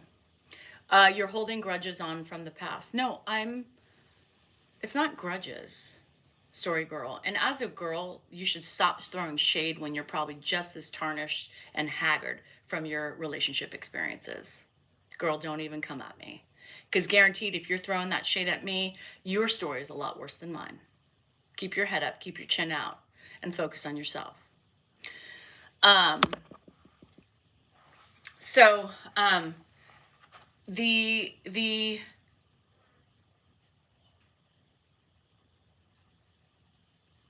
lot of these things, like I was saying, a lot of these things that I was saying, they come for overtime. They come over time, and those little cracks start going, little cracks start happening, and you keep thinking, oh well, or you try to communicate, and nothing happens, or everything happens for a short time. As women age, we have more time in certain areas. We're not raising young kids, and there's a buildup. And the buildup is mighty strong, right? Because he may have had experiences with me in the last 10 years that hurt him. But like I try to say is that, my behavior to him doesn't make it right. But you're in that tit for a tat, right? You're in a tit for a tat. Well, I'm tired. I couldn't lift you up because I'm tired. Because whoever lifted me up, right? And there were many times I needed lifting up, but you were nowhere to be found. So I'm relationship exhausted. So in the last 10 years or 5 years or whatever, when you need me to lift you up, it's hard for me to lift you because I'm broken and I don't have the strength anymore.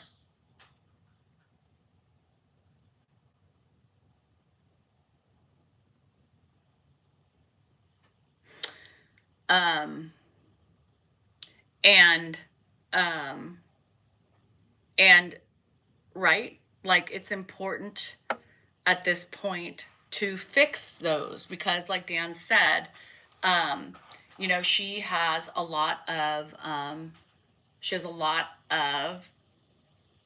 anger from the past, right? This is all from the past. It's not present. It's all from the past. And so, and I've been working on that for 27 weeks. And a lot of people can't even say that. At least I'm doing the time. And at least my husband's willing to try to fix the things that he's responsible for. And so we're going to counseling together. I think it's very uplifting, and everybody wants to focus on me and what a horrible person I am without recognizing that some relationships, there's just one person that relies too much on another person. And that person doesn't know any better until it's late and it's broken and we're trying to fix it and repair the cracks, right? And that's where we're at. And you have to put in the time, everybody leave, you're unhappy. No, you're telling me I'm unhappy. I'm not unhappy. We just are a 30-year-old house that needs repairs. Every house, right, as time goes on, breaks with little pieces. You have a roof leak you've got to repair. You have cement cracks that you repair. You have toilet issues, right? You have cracks. You have repairs to make for the better. When you redo your flooring, it's for the better. When you get new windows, some of them are fucking broken. You need new paint jobs sometimes because the paint is faded.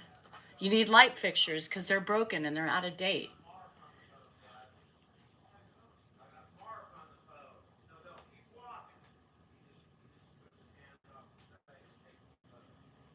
New furnace, new AC, water heater. Need I go on?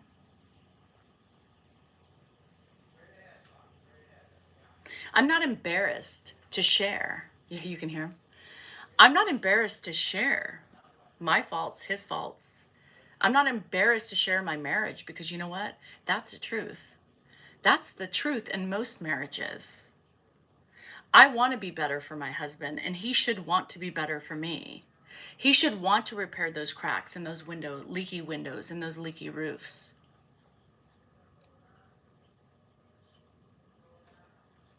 He should want to fix that and make it better, as should I. To me, that's marriage. You make a commitment to buy a house, you can't let it go to waste. You got to keep it up. You got to keep up the foundation. Same thing as marriage. We're both trying to keep this house up. And I have a lot of, some of you like to call them grudges. I have a lot of trauma in my relationship that I need to heal. Well, it's funny because my house, JP, I just came up with that house analogy because my house is 30 years old. It's the same age as our relationship. And I'm thinking about all the things that are happening around my house and all the fixes that we need to make. It's the same thing. I don't look at marriage any different. You know, unless he was beating me or verbally abusive or cheating on me regularly or cheating on me generally, he would be gone because that's something that you can't fix, or that's something you never heal from, and that's something that is just too damaging to any person. But the things that we need help with are basic routine things that need to be fixed and worked on. And it is because I think it makes people think about that, right? Especially if you own a house and you see things broken. It's like broken appliances, the same thing. I have broken appliances. I have a leaky roof. And I have some structural damage that needs to be fixed. He can't fix it for me. But through his willingness to try to help me and give me the compassion and validation that I need, those things will slowly heal and we can fix them. It's like building up a bank account, right? To be able to afford to do the fixes. It's not a bad thing. And if you can't admit your own flaws in your own relationship, then that's the problem. If you can't see the issues or too embarrassed to talk about your issues and to admit you have the same issues, something's wrong with that. I think it's very healing to be able to talk about things. I think it's very healing to be able to share and to have people say, oh my God, girl, same. Like, thank you for sharing. This helps me so much.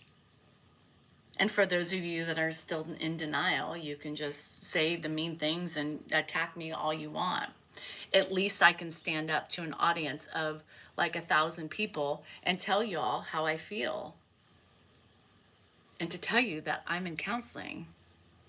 And to tell you that I'm still focusing on myself.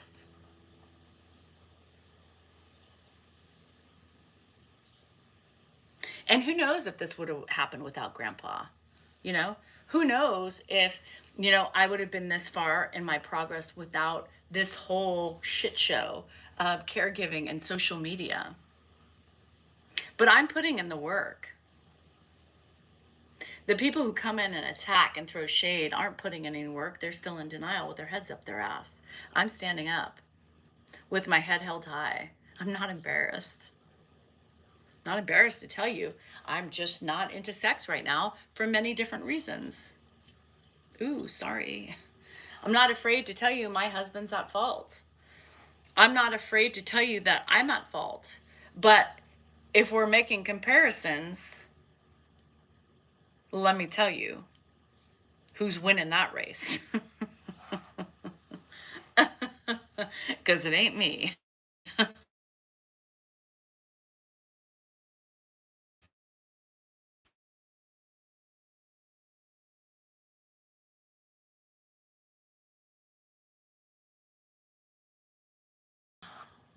There's more to a relationship than sex. and the actual penetration of sex. There's more to a relationship than just sex. And I'm trying to repair the buildup, right?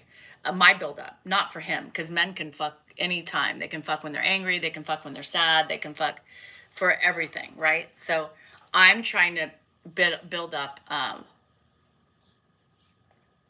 I'm 30 and I was in a relationship like yours when I was 28, and I never experienced. Um, and I'm trying to build up for myself what we once were, right? Like in the beginning, when you always you want your person, right? I want to get back to there. And and whether I'm restricting or whether, I'm not, if I'm doing it, I'm not doing it for me, right? Right now. So I prefer not to do it until it is for me. I told him that. He doesn't believe me. Hi, Jonathan. And that's what I'm doing. I'm just trying to build up, and he's just not getting it. I want to feel like I want to be closer to you, you know?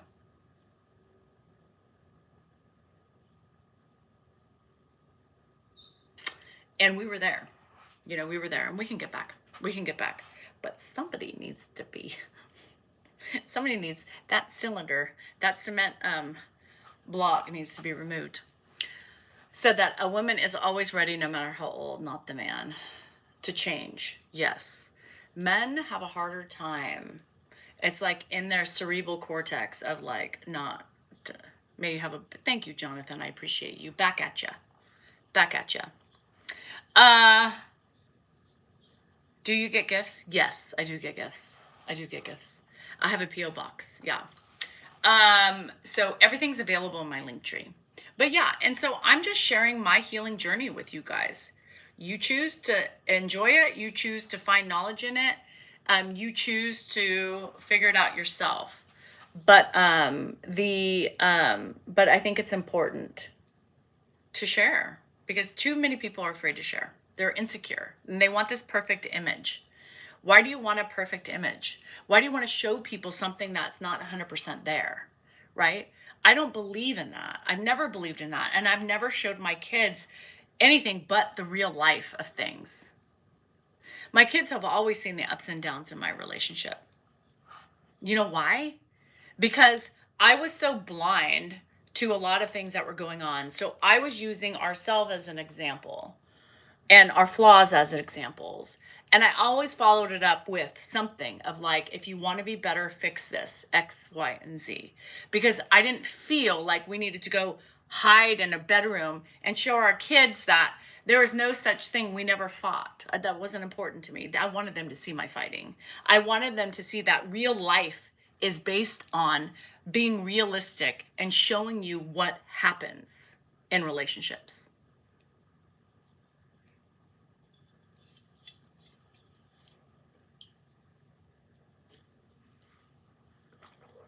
When we didn't agree on something, well, the kids heard about it.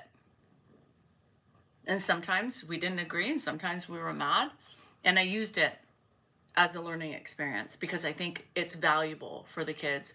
Because, I've had some family members who literally, parents never fought in front of them. Never fought in front of them.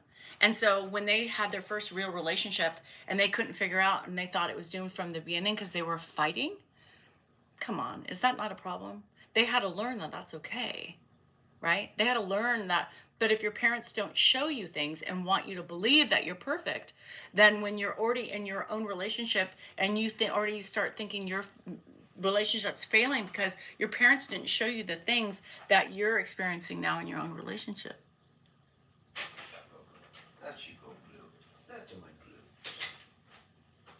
I wasn't about that.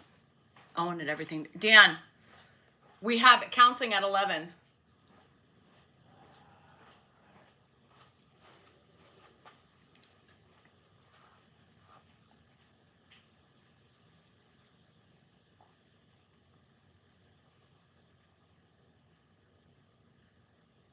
My kids used to be so mad because they're like, oh my God, you guys are so embarrassing. And then they would never see their other friends' parents fight. Now, as they're older, guess what? The people who were quiet are divorced.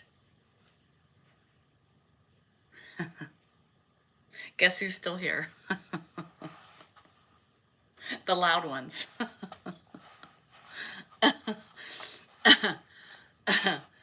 And why were those, you were passionate, and we fight for what we believe in, right? Whether we're right or wrong, it's that.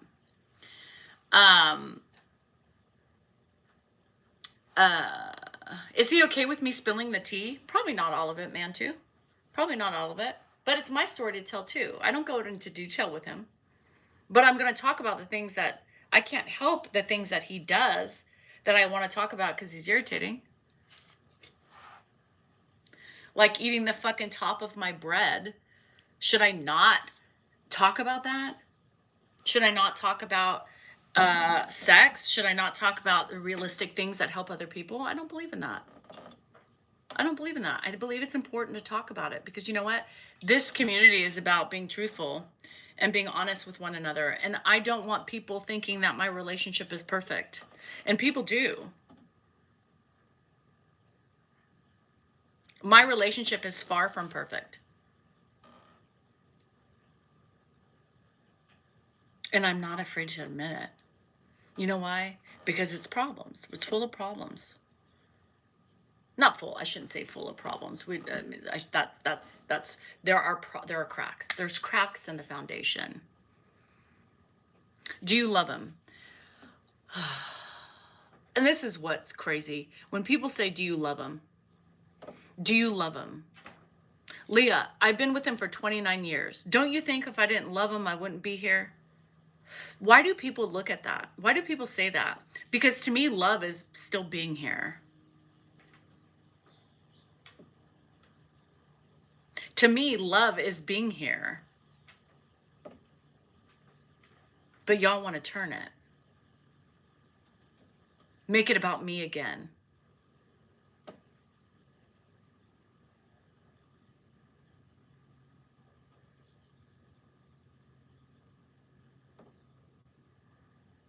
I wouldn't stay in a relationship that was loveless. No. And if you don't think my relationship doesn't have love when we're both fighting for what we want the same things, you guys are crazy. You guys don't listen. You guys don't hear. You're just like any other person out there who's not willing to comprehend the basic things that people are saying. That's a mental block because you're not listening. What I would see from somebody like me is somebody who is frustrated but is working on herself as well as trying to fix her marriage and all the cracks in the foundation. I don't always have to like him. He doesn't always like me, and that's okay. You know why? Because I'm okay with being perfectly imperfect, and I'm okay with my marriage being perfectly imperfect. And we're here because of love. You guys want to look and pick apart me for what I'm saying and the reality of my relationship, but yet what you don't see is that's love.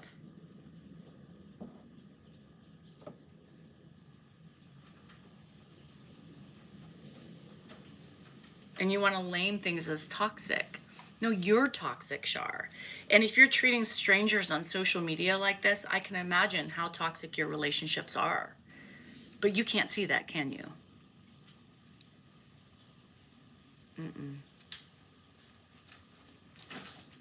I don't need a hug. I'm good. I have been married for 50 years and I would never talk to my husband the way you talk to yours. Congratulations, Mary. Do you want a fucking medal? Do you want a trophy? What do you want? Is your personality anything like mine, Mare? I don't think so. So back the fuck up.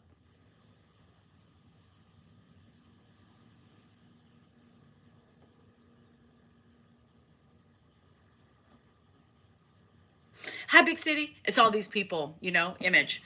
I would never talk to my husband about Things like, I've been married 50 years. Well, congratulations, girlfriend. This isn't an airport. No need to announce how perfect your relationship is. You know what I mean? Sorry, you have the perfect relationship. Y'all, ask Mare about the relationship status, and maybe she can help you with yours and how to function in your relationship with your head up your ass. You know what I mean?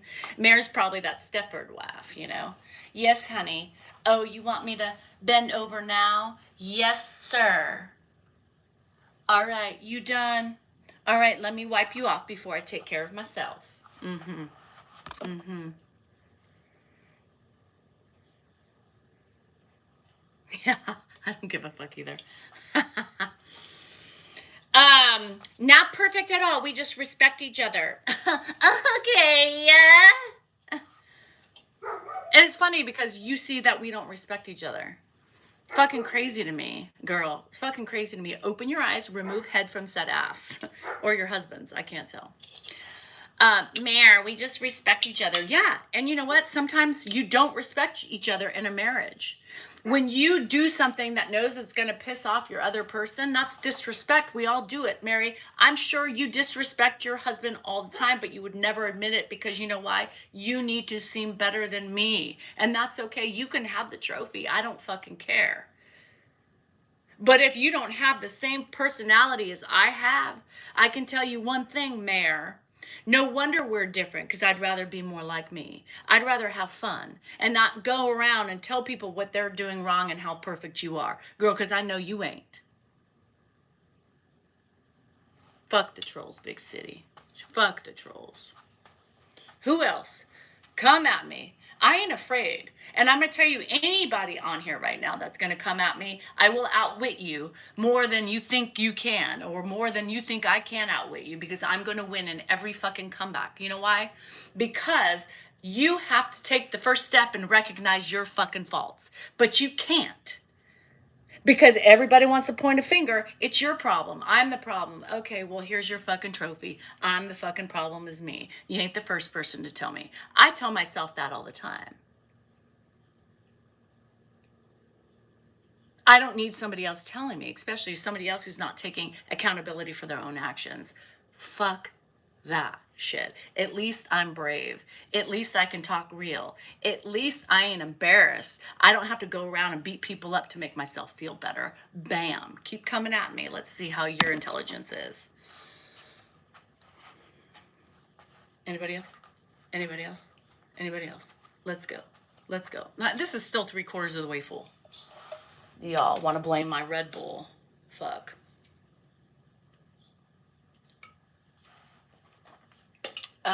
You don't have to blame my Red Bull. No, you can blame my energy level for the idiots that come in my feed.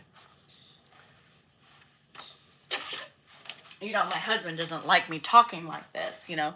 What he wanted me to tell the troll yesterday about my eating the food, or him eating my food that I'm providing, was so much different than what I would say. And I said, Dan, back off. I don't need you. I don't need you to tell me what to say. I handle myself my way. I'm not you. I'm not you, right? I'm not you. I don't respond the way you do. I don't like responding the way you do, because people need to be told off to fuck off once in a while. You know? They think they can come on here and jump on my sparkles. Fuck that shit. Nobody's stomping on my sparkles and trying to take them away from me. I'm a badass bitch, and I'm going to tell them why. You know? I'm going to tell them why. Oh, thanks, Deanna. And look at Mary coming in. Mental instability. Yes, I'm the mental one. Oh, shit. I'm the mental one, right? I'm the mental one, not the idiots coming in off the street trying to take me down and steal my shit. Yeah, I'm the mental one. I'm the mental one. I'm mental. Are my meds not working today? My meds are working fine. I just see the truth, and I can sniff out bullshit a mile away, Mare. There's a difference.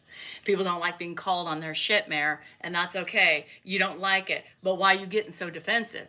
You know, oh no, you're defensive. Okay, well, whatever. No, I'm speaking facts. That's what it is, facts. And let me tell you, my medicine is working fine. And the nerve of people, like to tell people they're mental. You know, mental illness is a huge thing in today's society. I mean, you saw Perez Hilton, you know, you don't joke about that. You don't, you know, you call people names, but you don't use mental health as a dig for anybody. She should go anyway for doing that. She should go for that because that's bullshit. I don't like people using an illness as a threat or as an attack. That's bullshit. Mental illness is real. We don't do that here. We don't do that here.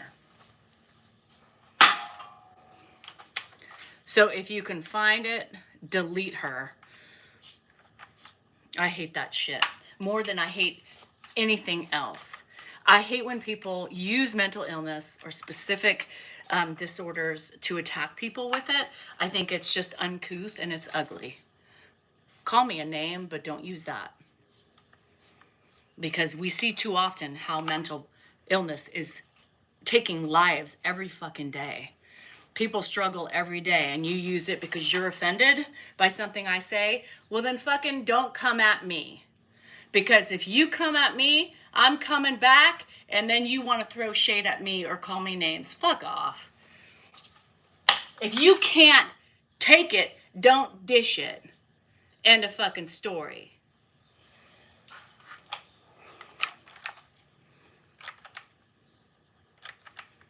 Thanks, Rita. I didn't know if you could go that far back, but I just hate that shit. I just thought about it. I was like, wait a second. Fuck her. We ain't doing that thing. You know, I mean, and that's the thing is that, you know, call me a name. I don't give a shit. But you don't do that. And same thing like when people come out with your sexuality. Are you a lesbian? Get them out of here. And then what if I was? Why does that bother people? Why does that bother people? Why do you have to attack with somebody's sexuality? Why does that bother you? And if they say that, then I know they have a problem with lesbians, right? From now on, block those fuckers. I'm sorry, Deborah. My dad tried to attempt his life, lived 2 years past the bullet that didn't leave his brain. I take pills for my mental health too. And you know what? They're the best fucking pills every day. Every day I shake them. I take them at night and I'm like, yes. Give me some fucking sanity in this world of sickos. I'm sorry, Beck. We should not lose our kids. Yes, my dad, my mom, again, some of you know this, some of you are new. Some of you, my mom was dying of cancer and my dad tried to take his life as she was fighting for hers. She lost her life a month after the fact, a month after my dad shot himself.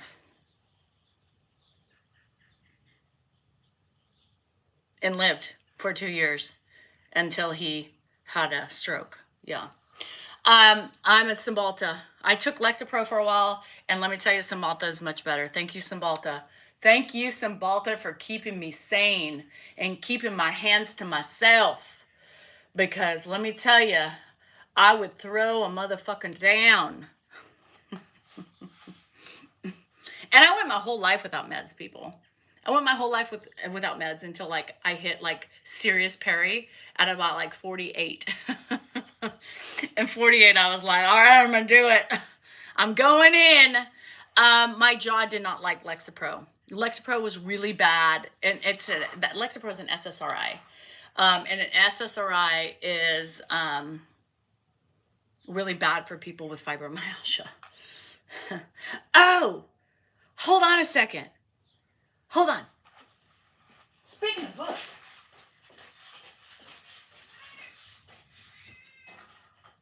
Shit. Fuck. Crap.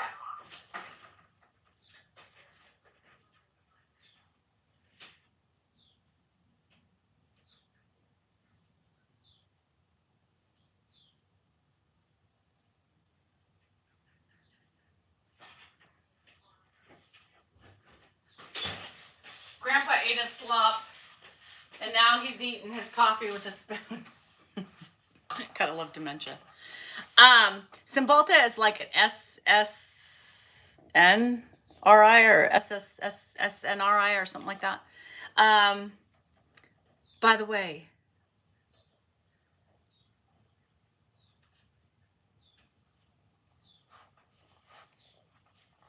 guess what comes out? Okay, just let me tell you, this book right here, this book, Cymbalta is not an SSRI. It is not SNR. It's like there's an N in it. Yeah. I can't take an SSRI because of my fibromyalgia. It makes it worse for me.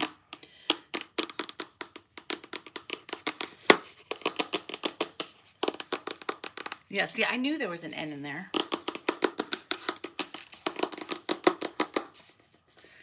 Do a little dance, make a little purchase, get down tonight. Okay, so this book is out. Well, technically it's not out, but it is out. So hardback will be available on Sunday. This is out. The paperback is available. Paperback's available like now. I don't know if I'm supposed to tell you that, but I'm telling you that if you want to get. That's me. Yes, this is called AI. This is called AI. This is my beautiful hair that I don't have, you know. Doubled by Death and Loss. Amazon. Yeah. So if you are into wanting to read about grief, if you're dealing with grief, this is the book for you. This talks about me and my writer. You guys, I have a writer. Her name is Christy. She writes all my books. And we partnered on this one together. Doubled by Death and Loss. Yeah.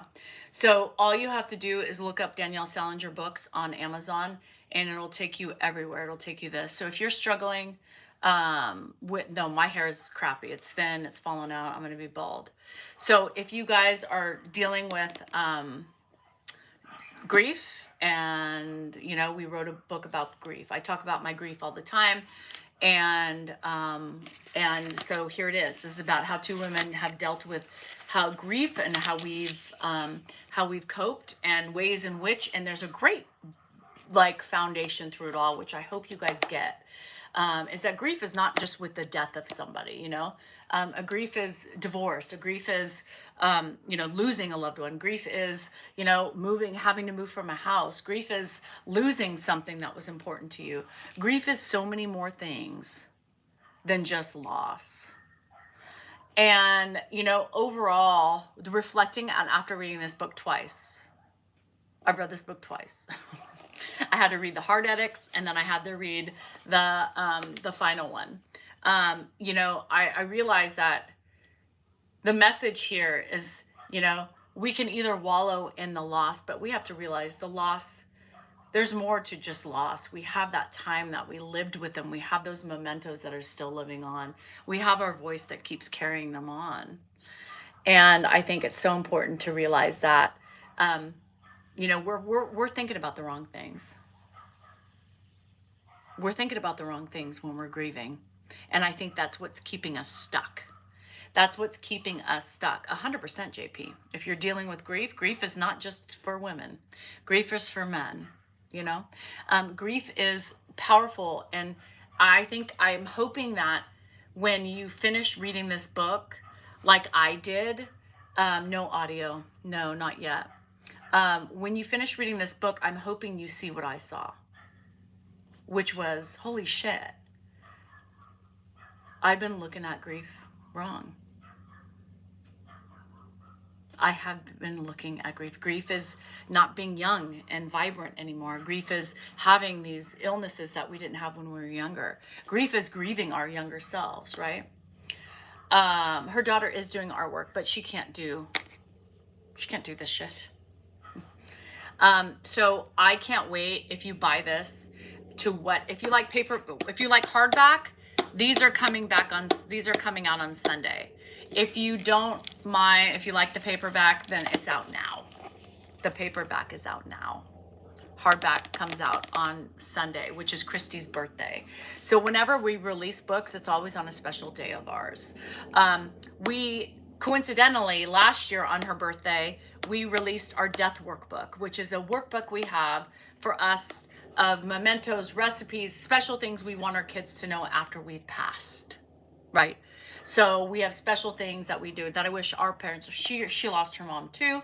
So it's things that we wish that we would have known, or things we can't remember after it's been so long. My mom's been dead for over 20 years.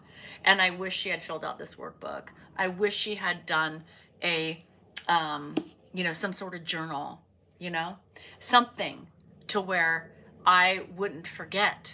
Forgetting is horrible. So we made up this workbook to help us so we can leave something to our children so that they don't forget. The 23rd, whatever the 23rd is. What's today? 23rd, I think, is a Sunday. So if you want hardback's available on Sunday. Paperback's out. I'm not supposed to tell you. But I'm so excited about this. I'm so excited about this book. And I was excited about my autobiography. And I have that too. So all my books should show up. Just put in Danielle Salinger, Doubled by Death. Death is in the book, right? There's two of us. All you have to do is look at this and you'll see it, right? You'll remember it. It's on Amazon. Doubled by Death and Loss. It's grief. If you're struggling with grief, this is a great book. This is a great book. Go on to Amazon, look up Danielle Salinger books. Everything will show up. Everything will show up. There's a Kindle version that is pre-order for $2.99, I think, right now. And then this is out. Yeah. I love that, Mouse. I love that she does that. And that workbook that we made is just to kickstart people, because most people won't do that without being, oh, she does, Tammy. I love that. Oh, sorry. Figure me out. So after reading this book and my healing, I feel I have a different outlook, Mooney. I have a different outlook on grief. I have a different outlook. It's never going to take away your sadness. Here's the thing. It's never going to take away your sadness. You're still allowed to be sad. That's never going to change. And you should be sad, right? But I think hopefully it'll change your perspective on what you should be focused on.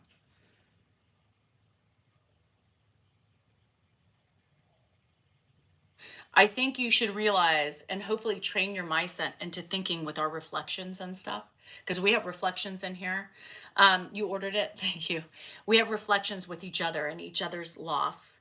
And there's just a generalized message in here.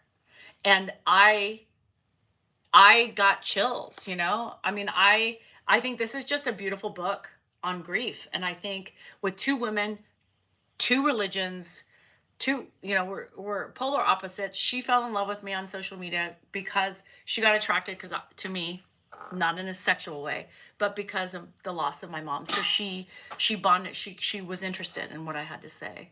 This is beautiful. We've created some really cool things. We have great children's books. She wrote my stellar autobiography, and she put this great, and I just read it, and because I'm healing. Remember, Mooney, I'm going through the process of unpacking, and my counselor said I've never healed right because I've never grieved. I've never been able to grieve. And as I'm healing, it's allowing me to feel better and to see things clearer. And then I read this again. I read the final copy of this. I read it. And when I read that last last page, I closed it and I thought, and I realized I had the biggest smile on my face. And I thought, if this doesn't capture the things that we have been doing wrong in this process, this should capture that. And this should help you heal in ways that maybe you weren't thinking before. And if it doesn't, then you probably should start looking for some additional help. Because I am, and I think it's helped. There you have it. Is really good, Allie. It just it's my autobiography. So you're grieving, and that's grief too, Moose. That's grief too. You know, grief of the inevitable, grief of watching your mom being sick. Grief is grief. And it's so much more than loss, you know? It was a smile, Beth. I just sat there and and I had to read it on a computer.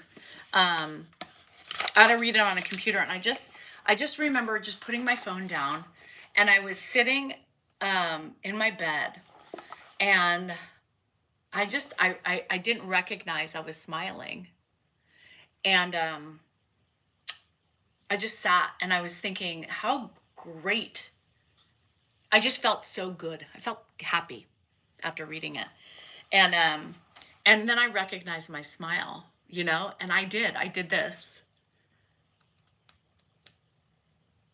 And I was just pleased. I thought we did something pretty cool. I thought we did something pretty cool.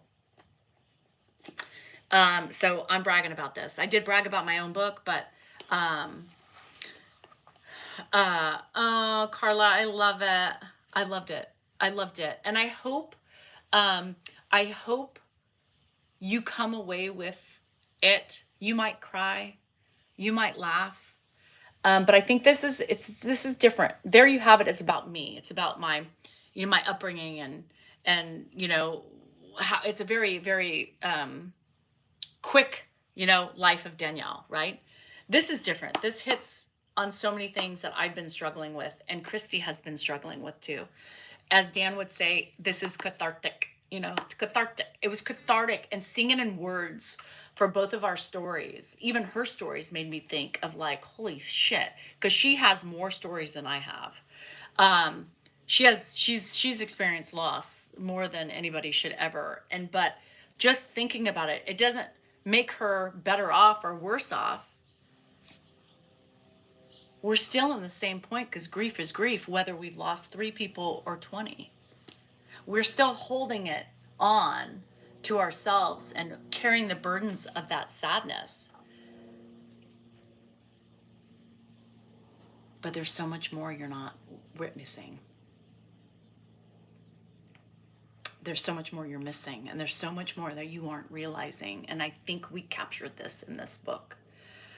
Because when I called her, I said, I think we did it. I think we did something special. I think we did something special for people. I think, loss is so much more than just death. But also how you cope with that loss is something that I think hopefully we've showed you ways in which we are both healing from, and keeps your head up in that. So try this book. Let me know what you think.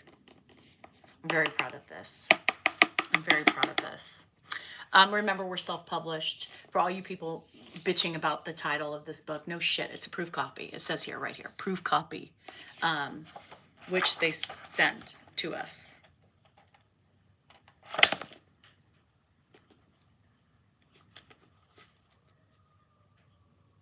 I love it.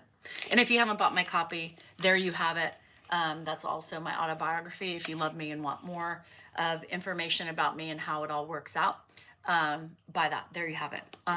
Children's books, we have it all. And I love every little side piece that we're doing, because this shit makes me happy. Have you read It's Not Okay to Be Okay? No. But I mean, I talk about that all the time. It's okay to not be okay, but you can't dwell on the not okay for months and weeks and years, right? There's a difference. It's okay to not be okay, but for a moment. For a moment, it's okay. A day at the most, and then you got to focus forward, and you got to focus on the things that make you happy. You got to focus on the memories that you have, the things that you have, the voices, the stories that are still being told, whether or not the person's here. I give myself a day. I give myself a day. I don't allow myself any more than a day. If I had my druthers, only a couple hours. But if I just can't get it together, a day's fine. I give myself a day.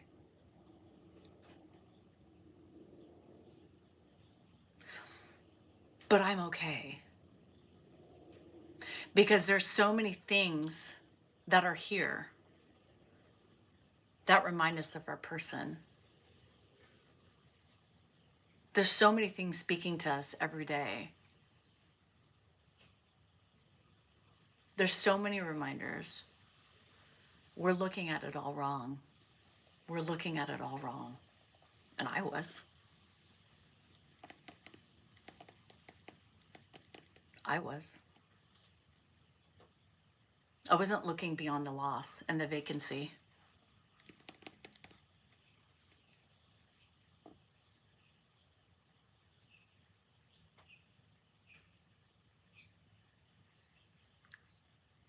I wasn't paying attention to the beauty surrounding it.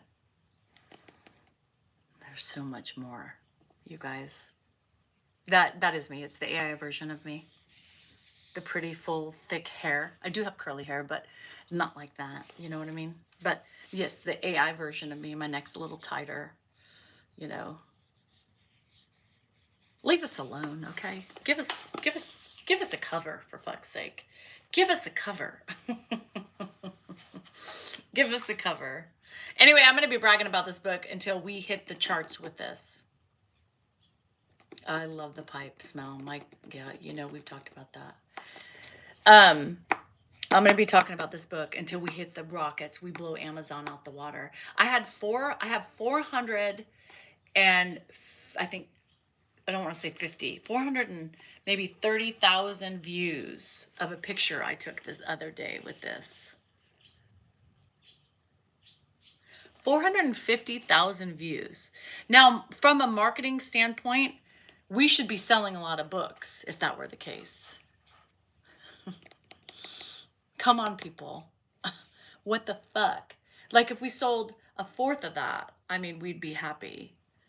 We want to sell. I mean, the idea is to get recognized, right? Like, is anybody an editor in those views? Grief. This is about grief. Yeah. So all you have to do is just look up Danielle Salinger, and you will find this book. The Kindle version is pre-order for $2.99, and the paperback is available. This is not available till Sunday. So if you like paperback, Sunday. No. If you like hardback, Sunday. If you like paperback, it's available now. Just don't tell. I wasn't supposed to tell, but I couldn't help it. I'm so excited. Hardback Sunday. Kindle available for pre-orders for Sunday, and paperback now. It's available. Don't tell Christy I told you that. Don't tell her. But it's here. Anyway, I gotta go. I gotta get ready for counseling. Anyway, I love you. Have a good day. Have a good weekend if I don't see you. There you have it. Love you. Bye. Grief book. Buy it today. Amazon. Get with it before you get under it. Love you. Bye. I don't know what that means.